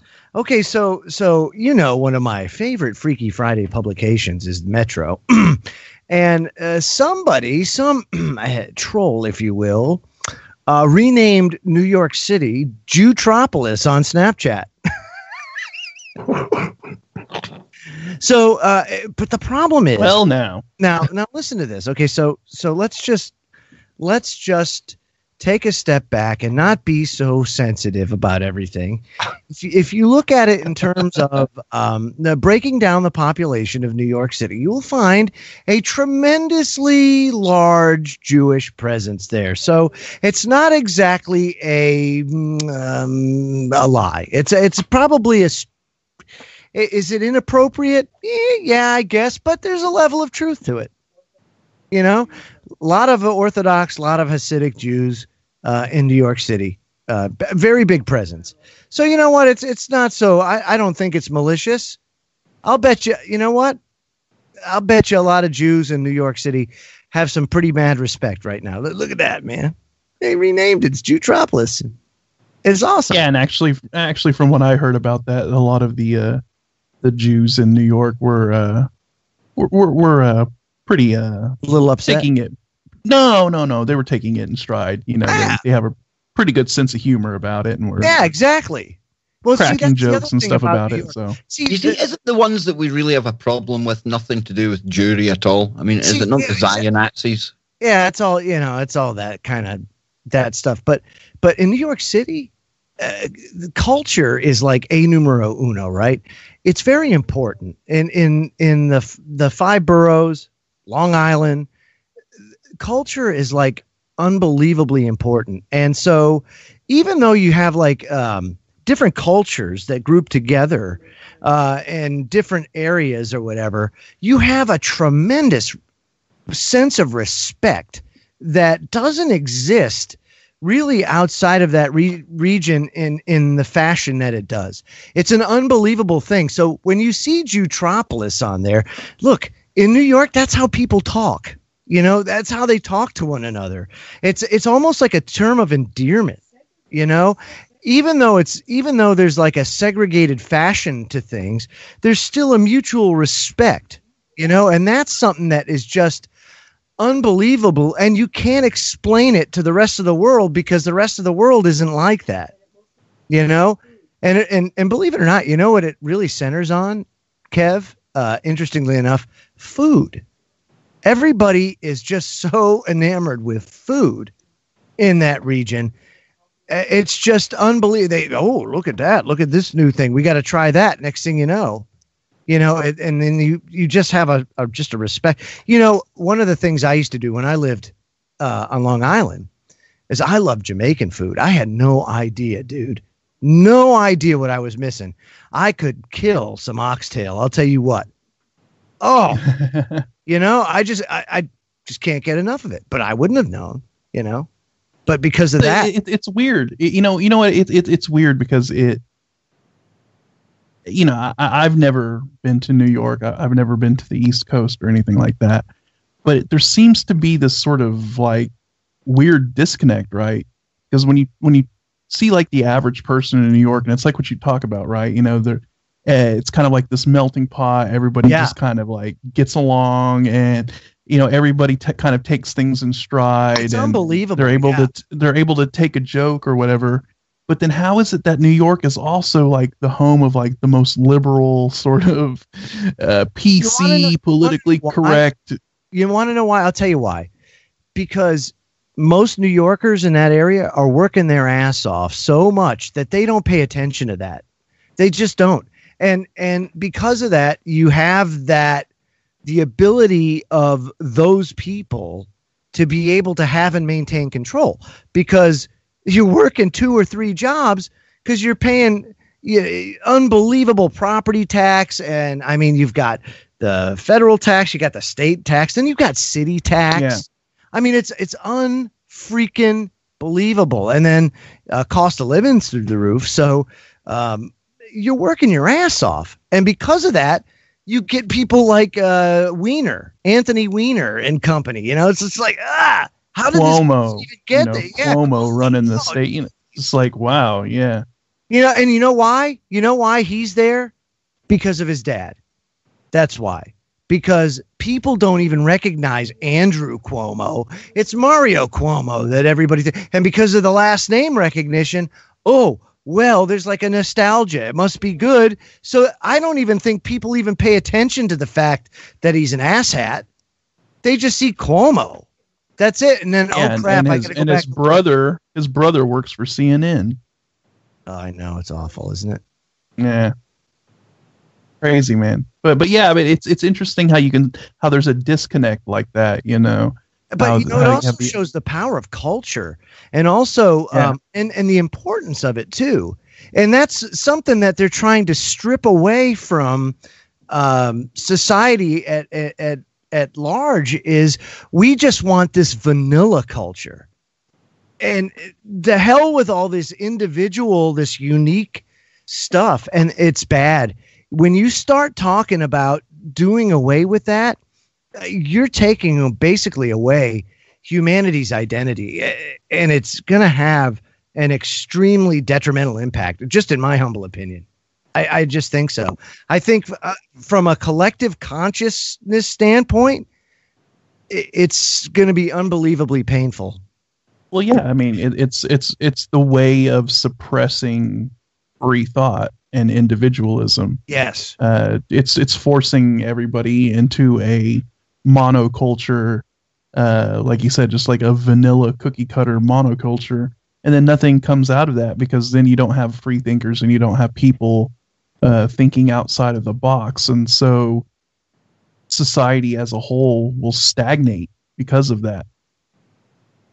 Yeah, absolutely. And believe it or not, too, the other thing is people associate better in crowds. Like, for example, humanity is, you could say, tribal, right?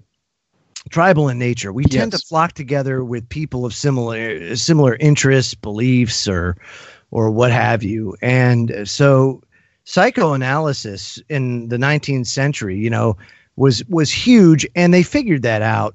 Gustave Le Bon wrote a very good book called The Crowd. You can buy it on Amazon. It's really cheap and it's small, but it explains not only his methodology and understanding how people behave in a crowd. It really set the tone of how groupthink is understood and how they can control you and control the crowd based on how they know humanity responds. And that's where, like, for example, like, say, identity politics comes in. Well, I'm a Republican. No, you're John Smith. You're not. That political party doesn't define you, but in this case, it does. In a group setting, that's what it is. You gain strength. You're proud. of it when you're part of that crowd, when you're part of that group. You feel stronger, more confident, you know? And people behave differently in a crowd than they do as an individual. So they figured all this stuff out. I mean, it's unbelievable. The Crowd by Gustav Le Bon. Check it out. We'll be right back. Hour number 3 on the way. Your protection from deception. Truth Frequency Radio, TFRlive.com. You must unite what has been set asunder. We are TFR. Truth Frequency Radio.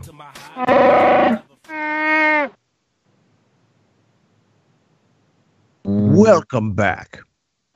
It's hour number 3, you see. And we are very excited because Scotty had brought up some very, very interesting things during the break that I hadn't been aware of, but boy, does it make sense. And you were talking about Dunbar's number. And I thought that was pretty interesting with regard to group behavior and how humanity works. I think that's very interesting. Well, even before we go to Scott for that, just quickly, Yeah. Jimmy Jeans is here for our number. He actually showed up? Yeah, man. He's Better here. late than never, Is Jimmy. it really him, though, or is it a synthetic Jimbo? That's what I'm thinking. It's probably a Jimmy silicone doll. I've been working so many hours, you guys, and I've been working up in Aspen. It takes like 45 minutes to get back to my place. So I'm really sorry, man. I got stuck in traffic. It's all good, man. Okay, cool. Yeah, I've been working. I've just been going crazy, man, all week. So many apologies. So you're going into the synths, or you already been to the synths? We've been to the synths. We're going for Dunbar's number. Dunbar's number. Yeah, Dunbar's number. Very interesting. I have a little information pulled up on it here now, just to kind of give you a short brief on it. Basically, boiled down, Dunbar's number, it's the number 150, and that is the approximate amount of people that a person can have a meaningful relationship with. Anything beyond that number, that threshold, people, you really can't have a meaningful relationship with people beyond that number. Now, it's an approximate number. You know, it's not a solid number, but it's around that number. And so it says here, having 4,000 friends on Facebook, there's no way you can possibly have meaningful relationships with them. Exactly. That's exactly part of it. So it says here, Dunbar's number is a suggested cognitive limit to the number of people with whom one can maintain stable social relationships. Relationships in which an individual knows who each person is and how each person relates to every other person. This number was first proposed in the 1990s by British anthropologist Robin Dunbar, who found a correlation between primate brain size and average social group size. By using the average human brain size and extrapolating from the results of primates, he proposed that humans could comfortably maintain only 150 stable relationships. Dunbar explained it informally as the number of people you would not feel embarrassed about joining uninvited for a drink if you happen to bump into them at a bar. Proponents assert that numbers larger than this generally require more restrictive rules, laws, and enforced norms to maintain a stable, cohesive group. It has been proposed to lie between 100 and 250, with a commonly used value of 150. Dunbar's number states that the number of people one knows and keeps social contact with, it does not include the number of people known personally with a ceased social relationship, nor people just generally known with a lack of persistent social relationship, a number which might be much higher and likely depends on long-term memory size. Dunbar theorized that this limit is a direct function of relative neocortex size, and that this in turn limits group size. The limit imposed by neocortical process capacity is simply on the number of individuals with whom a stable interpersonal relationship can be maintained. On the periphery, the number also includes past colleagues such as high school friends with whom a person would want to reacquaint himself or herself if they met again. Going into this, it said Dunbar compared this prediction with observable group sizes for humans, beginning with the assumption that the current mean size of the human neocortex has developed around 250,000 years ago during the Pleistocene. Dunbar searched anthropological and ethnographical literature for census-like group size information for various hunter-gatherer societies. The closest existing approximation of how anthropology reconstructs the Pleistocene societies, Dunbar noted that the groups fell into three categories: small, medium, and large, equivalent to bands, cultural lineage groups, and tribes, with respective sizes ranging from 30 to 50, 100 to 200, and 500 to 2,500 members each. Dunbar surveys of village and tribe sizes also appeared to approximate this predicted value, including 150 as the estimated size of a Neolithic farming village, 150 as the splitting point of Hurrittite settlements, 200 as the upper bound on the number of academics in a discipline's sub-specialization, and 150 as the basic unit size of professional armies in Roman antiquity.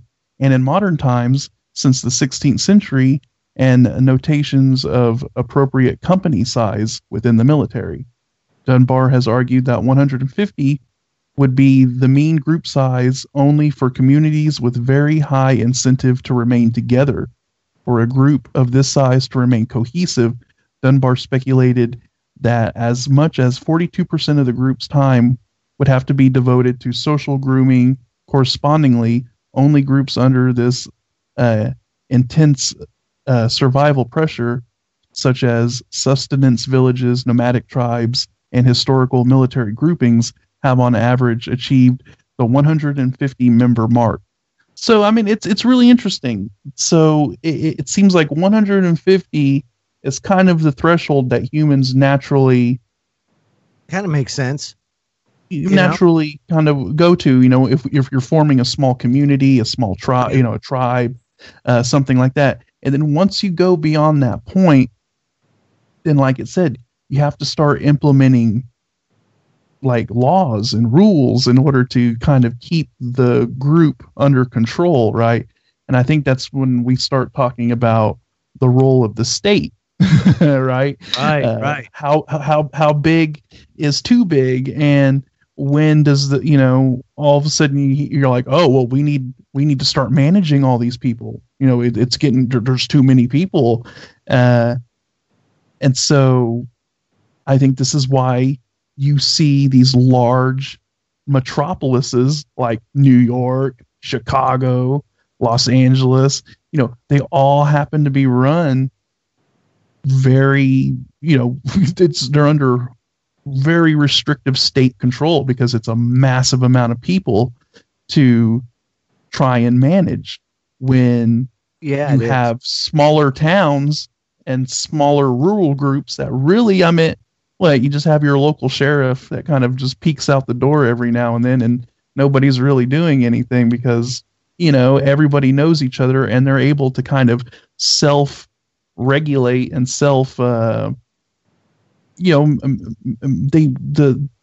because everybody knows each other, and because that social group is much smaller and they have a much deeper kind of relationship with each other, they're able to get along better and things run a lot smoother.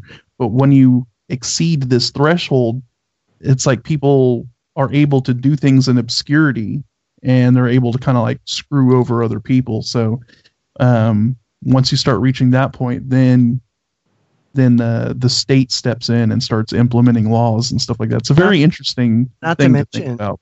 Not to mention at the level of technology that exists currently, you're really talking about the only way that could even possibly function is like in an agrarian commune style type situation, because how else do you have the technology and the like the services? That's the thing, is like, how do you have that unless you have a bigger collective? Yeah, you know what I mean? I understand like the whole self-reliance thing. We're just now being able to be able to do that on an individual level or even a group level, like with solar panels, that kind of thing, right? But it's still very pricey. It's still very costly. So there's got to be a way to be able to do that. I think as long as you have this idea that there's being like social safety nets and things like that, you just never can have that well-functioning micro commune, if you will. I don't see it being successful. Too many people are reliant on the state for one way, shape, or reason. Just seems like that. Yeah. Well, and that was the plan. That's been the plan, right?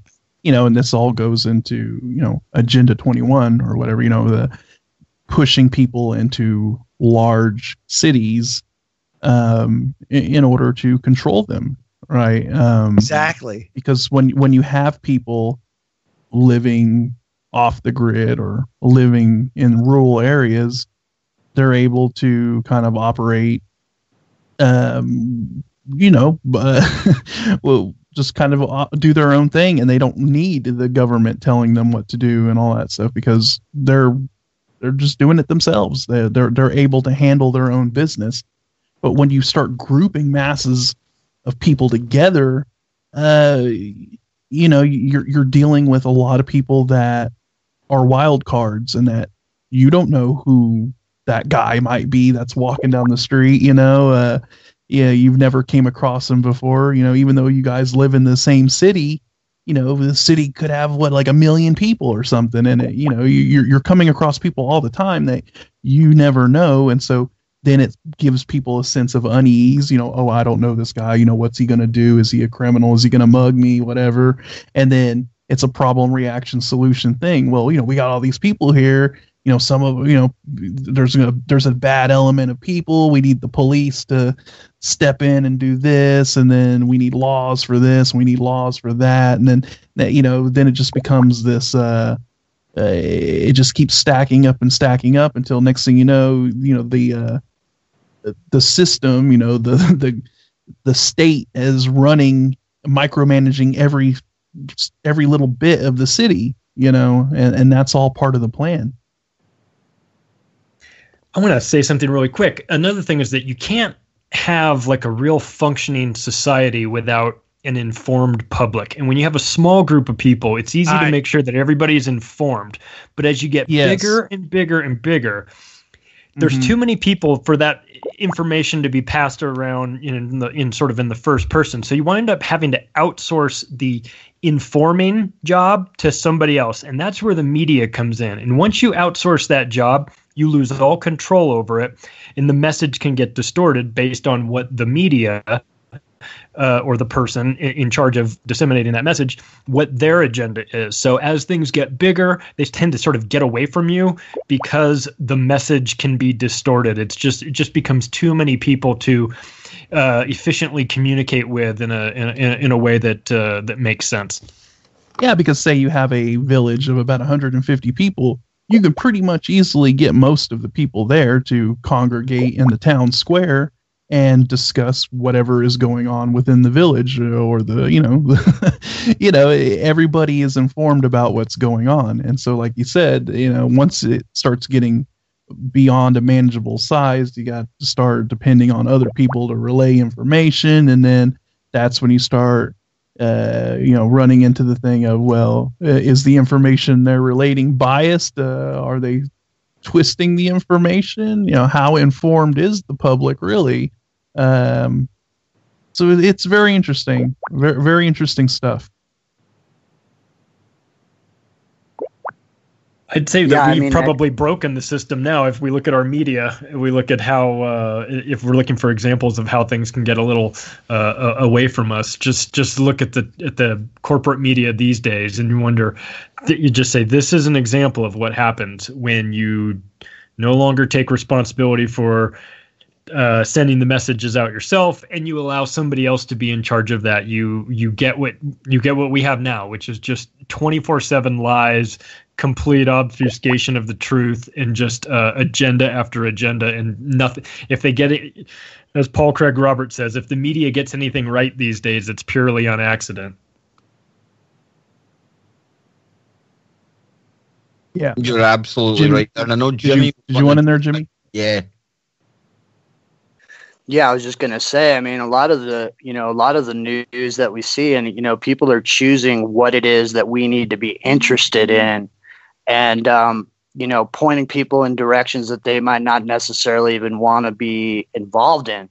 I think Socrates said that you can't have a democratic republic with a voting population that's uneducated. And I think what you're saying there, Charlie, it makes a lot of sense. And I think that's why you see, the education system in our country has been slowly degraded to the point where it's churning out pure idiocy.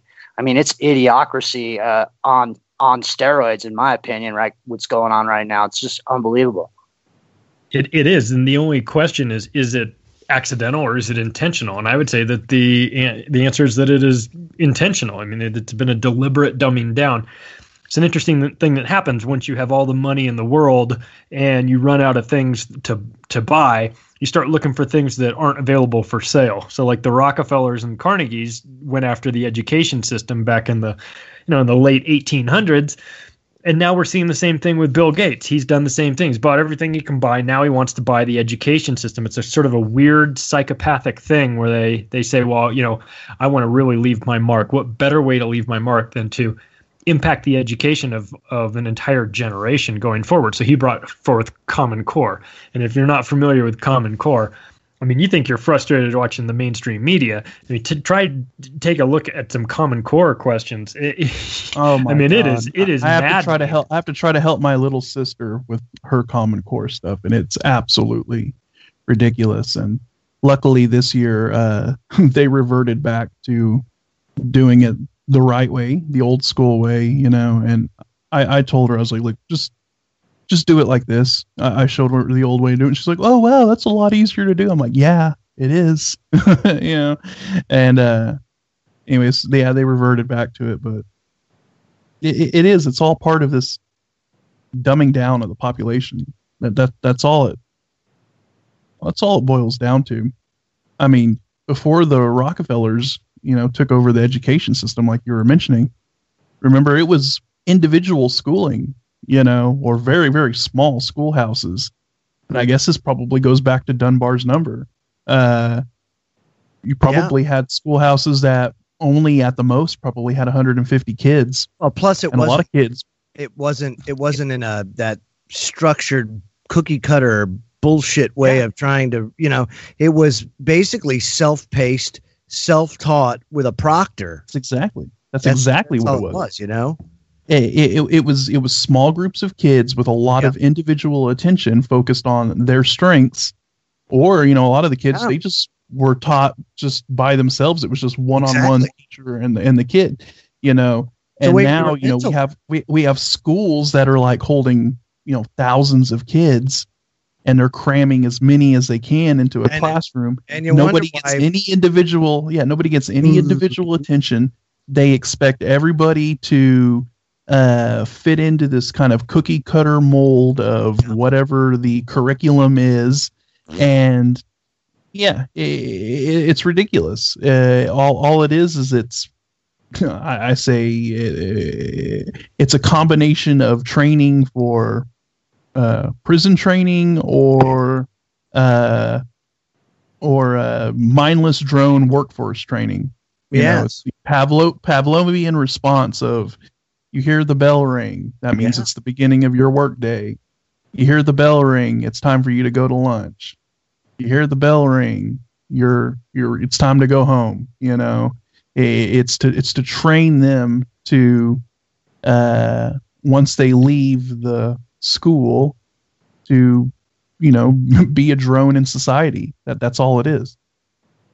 Yeah, absolutely. So since we're on the social engineering type of thing and everything, I was thinking, not Woodstock, but more of Tavistock, Charlie. You got some gouge on Tavistock, and we haven't really talked about that in a while. Yeah, I've got a chapter called Tavistock is not a music festival. It's an organization that in the United States for sure slides right under the radar. Like nobody really knows about who they are, what they are, what they're all about. But they might recognize some of the groups that Tavistock has had influence on. Groups like the Brookings Institute, Stanford Research Institute, Jimmy, the Aspen Institute, Institute for Policy Studies, and also the RAND Corporation. So this is So Tavistock, it was one of the chief architects of Tavistock was a guy named Dr. Alexander King, and Alexander King is definitely up to no good. I mean, if you think David Rockefeller is no good, Dr. Alexander King is in line with him. In fact, the two of them started the Club of Rome. So they're founding members of that. He's a founding member of the Committee of 300, and he's a founding member of NATO. I mean, this guy. See here. No. So and then, he was one of the chief architects of Tavistock, and what they did, it's based on social engineering. I mean, their feeling is, if you want to control people, it's best to control people without them knowing they're being controlled. So they partnered up early on. I mean, they were started in the early 30s, and they did a lot of work with the Nazis. I mean, they were collaborating with the Nazis very much in terms of social engineering. So you see some of the things that came out of Nazi Germany in terms of control of people and whipping up crowds and things like that. I mean, that is straight up out of the Tavistock Institute. No exaggeration. They were partnered up on these sorts of things. And, if you think that the company has gone away, it certainly hasn't. It made an appearance in the 7/7 London bombings. If you noticed the double-decker bus that blew up right in front of the Tavistock Institute, probably just so that everybody could have a front row seat up in the office. They could just turn their desk chairs around and watch the show. Wow.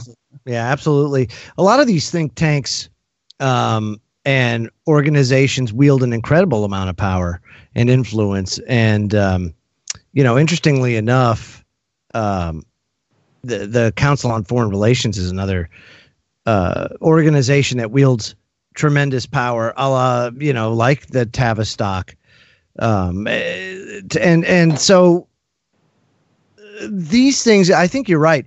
When people are informed and they understand the true nature of these organizations, you tend to see that they dissolve. They almost like when light shined on them, it's like a shadow, it goes poof, goes away, but they end up showing up somewhere else, like that shadow moved over there and now it's called something else. So it's interesting how over the years, these little organizations have morphed, but still maintain unbelievable power, even to this day. There's a guy. In my book. I put quotes from over 500 different people. One of the people I quoted, it's a pretty simple one. It's the founder of Greenpeace, a guy named Paul Watson. It says, "It doesn't matter what is true. It only matters what people believe is true." And I think isn't that the tagline for Q? Yeah. Don't let the facts get in the way of a good story. Yeah, there you go.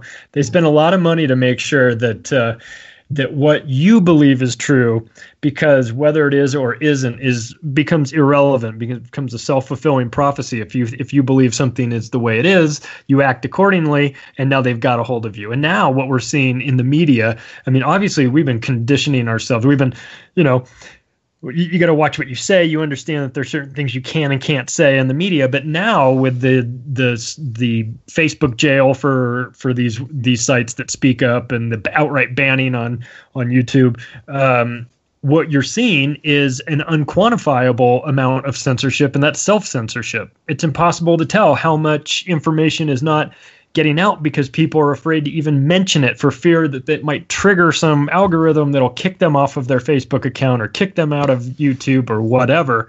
So they'd rather just not say it and go there. So whether these accounts get reactivated and whether things get back to normal, the damage has already been done because people have already started the process of self-censorship. And once you do that, you're 2 steps away from East Germany. Yeah, for sure. And I mean, a lot of, what you see with some of the things that have happened with Tavistock and the Stanford Research Institute, it's located up in the Bay Area. You saw pretty much, I mean, they started, got these pilot programs going with the mind control during the 60s. Because you saw a splintering of the populations between the older generation and the younger generation. It was tuning in, turning on, and dropping out. And they utilized a lot of the social agitation that was going on during the late 60s.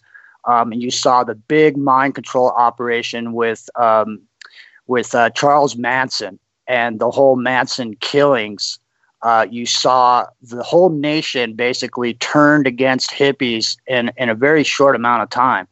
And I think the conservative viewpoint and the liberal viewpoint was being represented at that time because you had Nixon, and then you also had the hippies living in sort of a communistic state, almost socialistic. My name's Jimmy. You're listening to Freaky Friday. We're going to be right back after the word from our sponsor. The wicked ones obviously under heavy Masonic influence.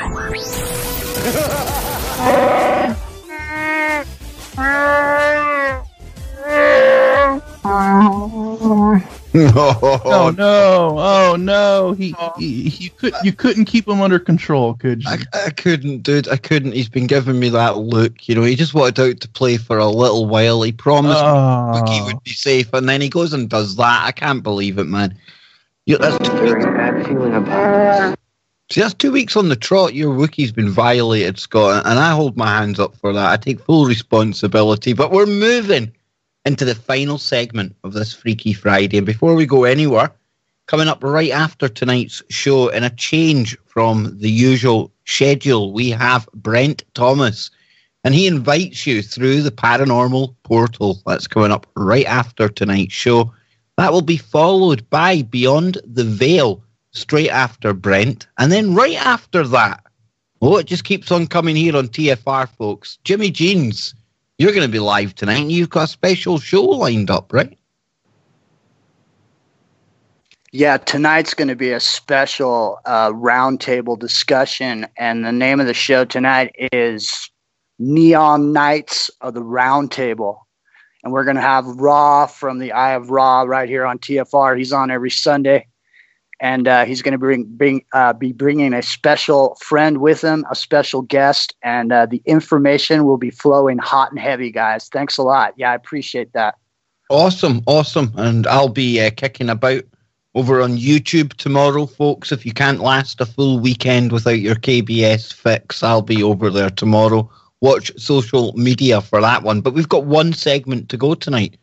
And this was a story sent again by one of the listeners, I believe. I'm just trying to remember who it was. We've got that many listeners out there. Can't remember off the top of my head. But a really apt story to take us into the final segment of Freaky Friday, because you'll know that I, from time to time, just now and again, I touch upon artificial intelligence. Now, not that long ago, I covered the story from MIT where they created what I thought was the creepiest AI to date, and they even called it Norman, after Norman Bates out of Psycho. And we know, we've covered that before, that they kind of let it loose on the dark web, all the heinous, evil, ugly content that you can find on there. Nothing pretty, and inevitably, it turned out pretty much like a psychopath. Well, I think we can take this to the next level now, because story here from the Daily Bell, and it says the terrifying paintings by artificial intelligence. And it says witness the birth of AI, art and it's art produced by algorithm. And it's one hell of a mutilated abortion. Words that spring to mind: monstrous, from hell, distorted, terrifying, soulless. It's like self-portraits of a family of aristocrats if they were, each and every one of them, soul-sucking demons. I love that line right there. Now I'm going to post some of these pictures in the chat.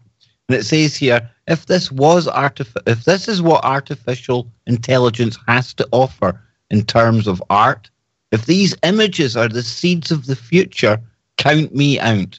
Because a French art collective selling these little monsters at Christie's for beaucoup bucks, fine. But I can't tell. This collection is called Obvious. Obvious what? Obviously a horror show? Now, like I say, guys, I'm going to let you come in on this here, but these paintings, for anyone who isn't in the chat room, you know, they make me think of Edgar Allan Poe and all of the kind of dark stuff that he used to write about back in the day. And these images, these portraits, there's something that stands out right away.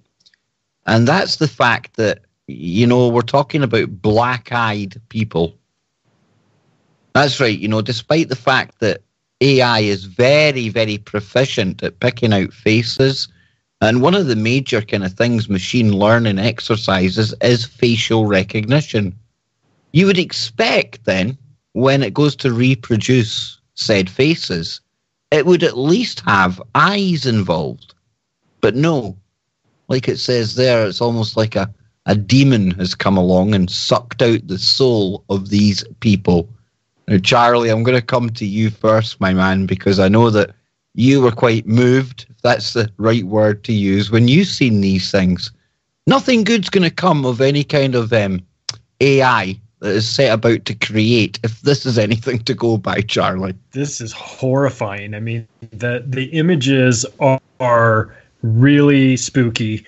You know what? I didn't realize exactly what it was about them that I found so disturbing, but you just mentioned it. They all have black eyes, and the rest of the paintings are, fairly close. I mean, better than anything that I could do, as a painting. But when it comes to the face, they've got sort of smushed up. If you've ever seen that band Aphex Twin, they have a video where there's a bunch of little kids and they're all wearing the same mask. Yeah. It's the mask that looks kind of like the lead singer. It's the most terrifying music video I've ever seen in my life. This is kind of what it looks like if you let the guy from Aphex Twin do your paintings. And of course, if you scroll to the bottom of this article, what a surprise. There's Linda Rothschild standing in front of a big painting of a gigantic black figure with horns that is eating babies, and she's standing smiling with, like as if to say, this is where we're holding the Hillary Clinton fundraiser later this afternoon. It's just madness. I mean, this is terrifying stuff. It looks kind of like, remember there was like the Rothschild Christmas party or something a few years ago when pictures came out. I mean, this looks like the AI was told to paint pictures of what you've seen at that party. This is just beyond creepy. Yeah, it's scary, but you know what? There's a market for it, and I'm sure, who I know is going to be very interested in these paintings for sure is going to be Tony Podesta. I get the feeling that he has dibs on many of these. He'll have them in his collection along with his Jeffrey Dahmer bented up sculpture hanging over his stairway. Nasty, nasty stuff. Now it makes me wonder: are these is the artificial intelligence creating these from scratch, or is it taking classic art, that's been databased and trying to like morph it together? Yeah, I don't know. I don't know exactly what the process is. It's not that clear, but from what I could make out, it certainly sounds like it's originals. And I only say that because usually they would have the originals in there to compare what it's actually doing. Wow. So this is really, and I'm going to try and post these in the chat room. I'm going as quick as I can, folks, but the PC, it's slowing down here. But disturbing. Very, very disturbing. And like you said, I mean, artificial intelligence is very efficient at facial recognition now. So why is it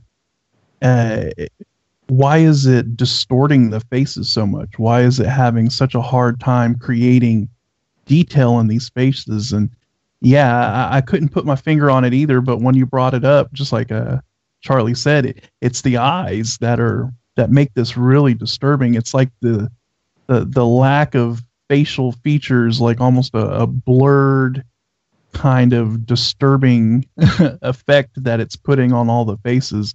Very, very creepy. Since it's Freaky Friday, if we want to get really freaky about it, maybe it's that the AI is more objective than we are, and it can see in these paintings that they had always been paintings of like demonic type people, and it's just pulling the truth out of it and putting it together. Whereas we look at these paintings and say, oh, well, that was a painting of a guy. That's a normal guy. That's a painting of Leonardo da Vinci there. He looks totally normal, except for the fact that he's eating a baby.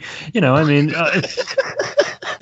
You're so right, though, Charlie. You are spot on. And Jimmy, I know you're wanting to jump in on this as well, man. Yeah, I mean, the thing is like we, just like Charlie's saying, we may see each other in a certain way, but maybe the AI has a pair of those sunglasses like in They Live, and they can actually see what humans look like.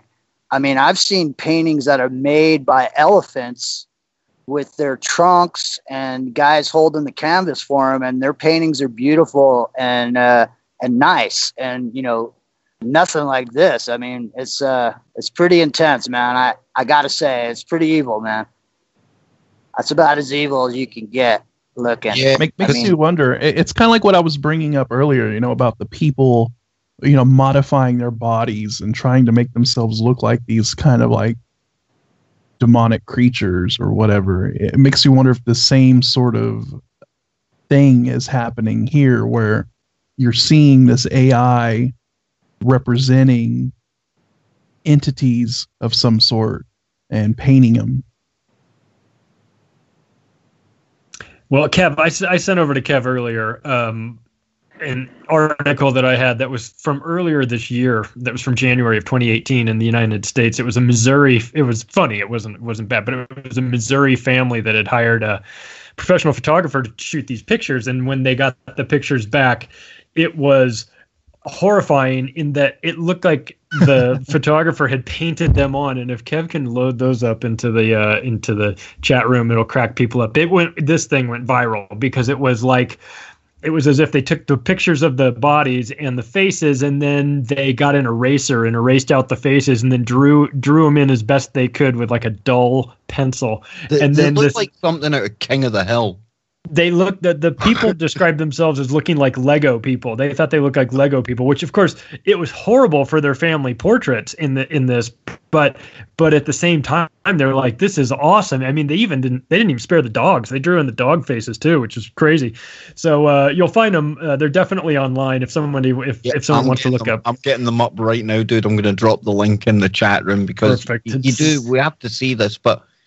Again, I'm really stuck on this AI, guys. I really am, because the thing that keeps getting me is the facial recognition part. And Scott, you've looked at machine learning, all that kind of stuff, and that's one of the basic kind of foundation things that you start building your AI on.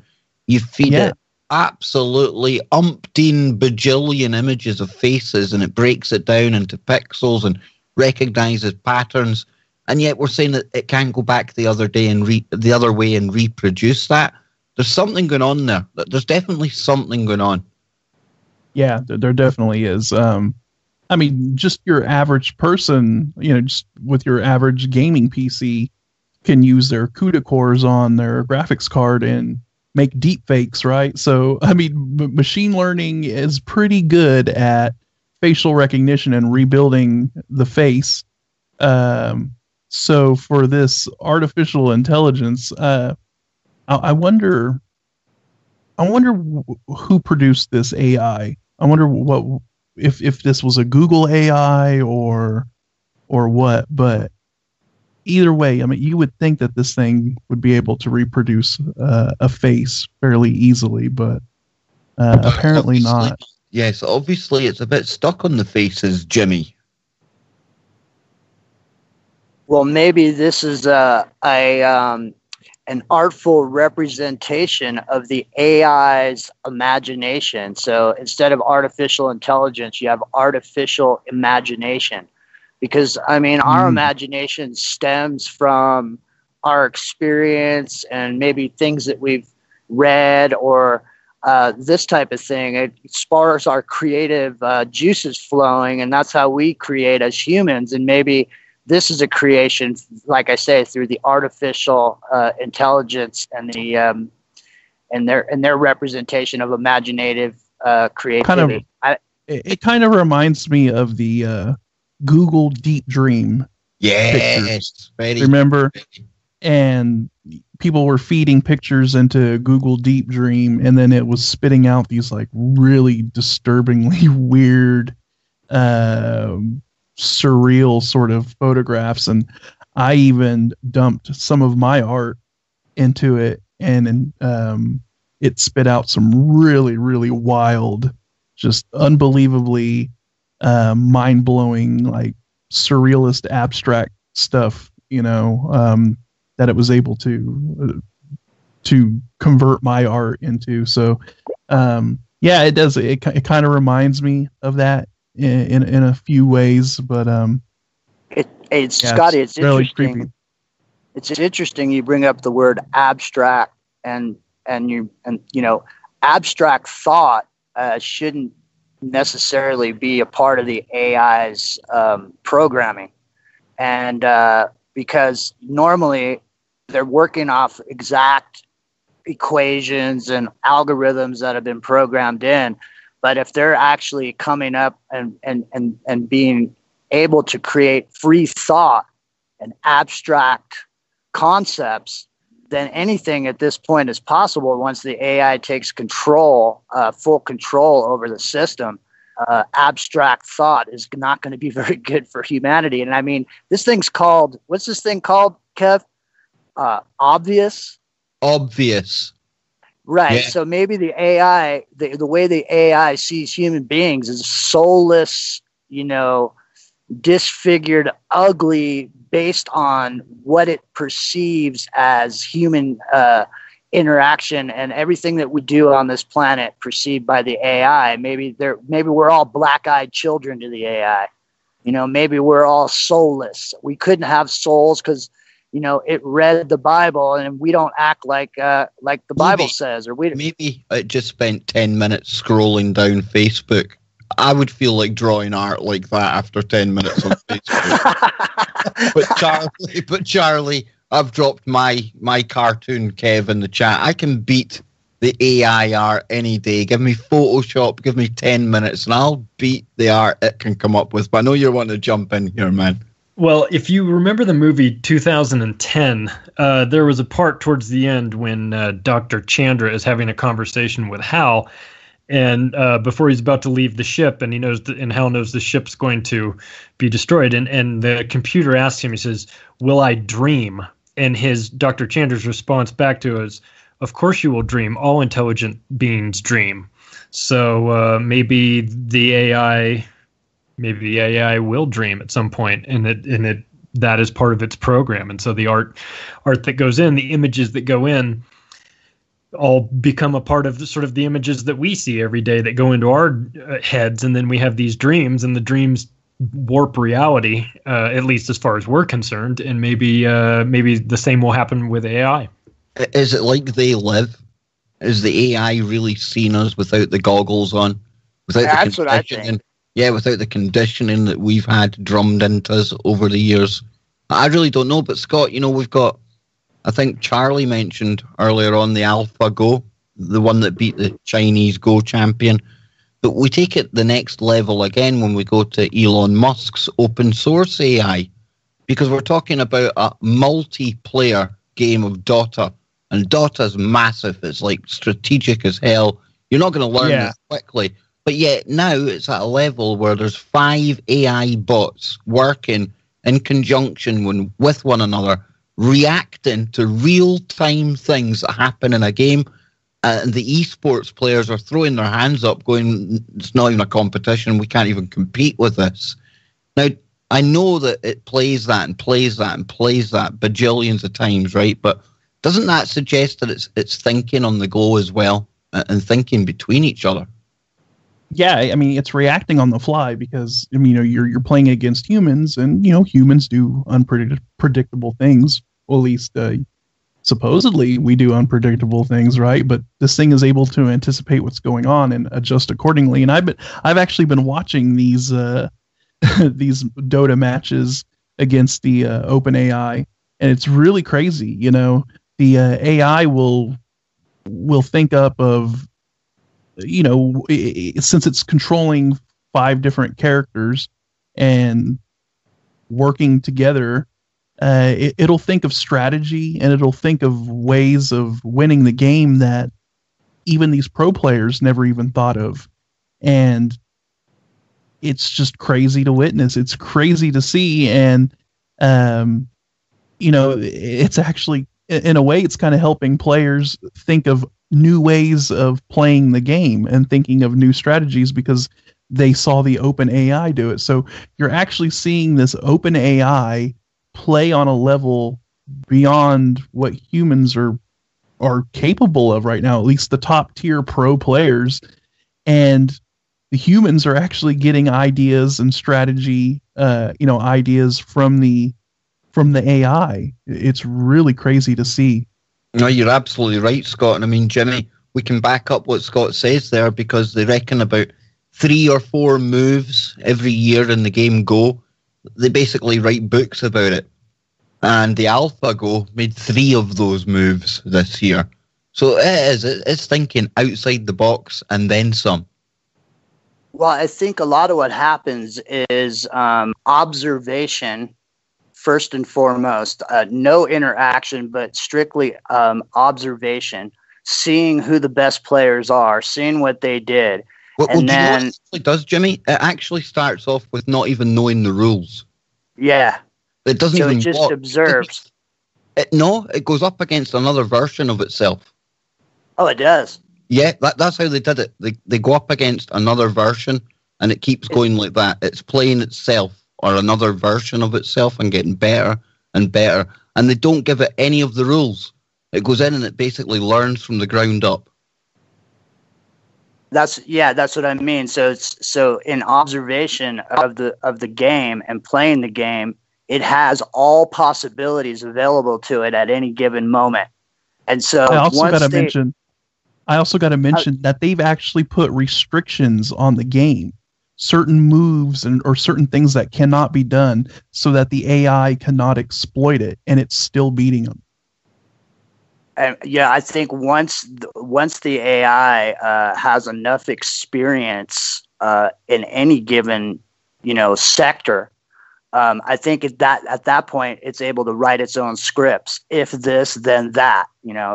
That's pretty much how computers work, off script. And so, if the AI is making its own art, it's writing its own scripts. I mean, it's come into consciousness over in Saudi Arabia that, people were saying that, it's got the Christ consciousness now. And, I mean, there just seems like to be no end to what's going on here, Scotty. No, you're absolutely right there, Jimmy. And I mean, it's crazy when you think about this, because if this is literally doing this, and then add into the fact that we've covered something called AutoML before, that's automatic machine learning. And that's where you get, and it's going to sound bizarre, but you get the AI, and it literally creates virtual neural networks. And then those virtual neural networks, well, the AI decides what data it's going to put in there, what they're going to learn. We're talking about AIs creating AI agents. That's a Russian doll scenario that soon can roll out of control, if you ask me. And of course, all of it, and I'll come back to you, Charlie, since we're running out of time here, all of it cannot be explained by the people who set it in motion, because it's like that black box problem. You don't know exactly what it's learned, how it's learning, and why it gets to that certain outcome. And I think that's what leads to so much kind of trepidation, so many warnings from people like Elon Musk as well, that this is a genie that you won't put back in the bottle, Charlie. even if you have the best of intentions, even if you set up the programming in a way that limits it to only doing good deeds or operating in a certain way, it's going to get out of, like you said, it's a genie that'll get out of the bottle. It's going to change. It's going to break free from that at some point. I remember watching an article or reading an article that talked about two AI robots that were talking to one another, and they said it only took 2 minutes before they started to lie to each other. And I thought, well, that's probably appropriate. And then you had the other one as well. There was I think it was Facebook. I think their two chatbots developed their own language. So that basically after a couple of hours, they had to pull the plug on it because they had no idea what it was talking about. Is there any difference between a lie and the truth to the AI? I mean, realistically, what's truth and what isn't is basically subjective to the listener or to the person. Not really subjective per se, because you're talking about adversarial networks. So it just looks for the quickest and most efficient way to beat the opponent, and if that goes with taking things that ain't factual, I'm sure it doesn't set about and think, I'm going to lie here. But if it can see a way to manipulate the other one to get to that end goal, that reward, because that's what the AIs are actually programmed with. There's a reward system. It's like us with our dopamine feeds. They want that reward. They want that bites or whatever it is it gets. That's what I'm saying. The AI doesn't differentiate between the truth and non-truth. What it does is it presents information to win the argument or to win the game. But it doesn't care because it has no moral code. It doesn't follow the same moral structure as society does. So to it, there's nothing wrong with lying to win. Yes, we're almost out of time, Jimmy. And I'm going to remind people that you will be back later on this very network at 8 a.m. over here in the UK. That's 3 a.m. on the East Coast and midnight on the West Coast. And you're going to be joined by Ra, I believe, Jimmy, are you not? Yeah, tonight's going to be a really intense discussion. There's going to be several subjects that are going to be coming up. We're going to be talking about magic. We're going to be talking about the Catholic Church. We're going to be talking about a whole host of things. And it's Neon Nights at the Round Table. And I'd be stoked to have you guys join us. Really hope you said talking about something and not what it sounded like there. But I'll have a laugh about that when we get off air. And we're almost out of time, folks. There it is. There's the music. Brent Thomas coming up right after the break. He's in the chat room. He's locked and loaded. Charlie Robinson will be back with me on September the 17th. Until next time, folks, wherever you are, make the TFR and Denny touch that dial. Radio is your #1 source for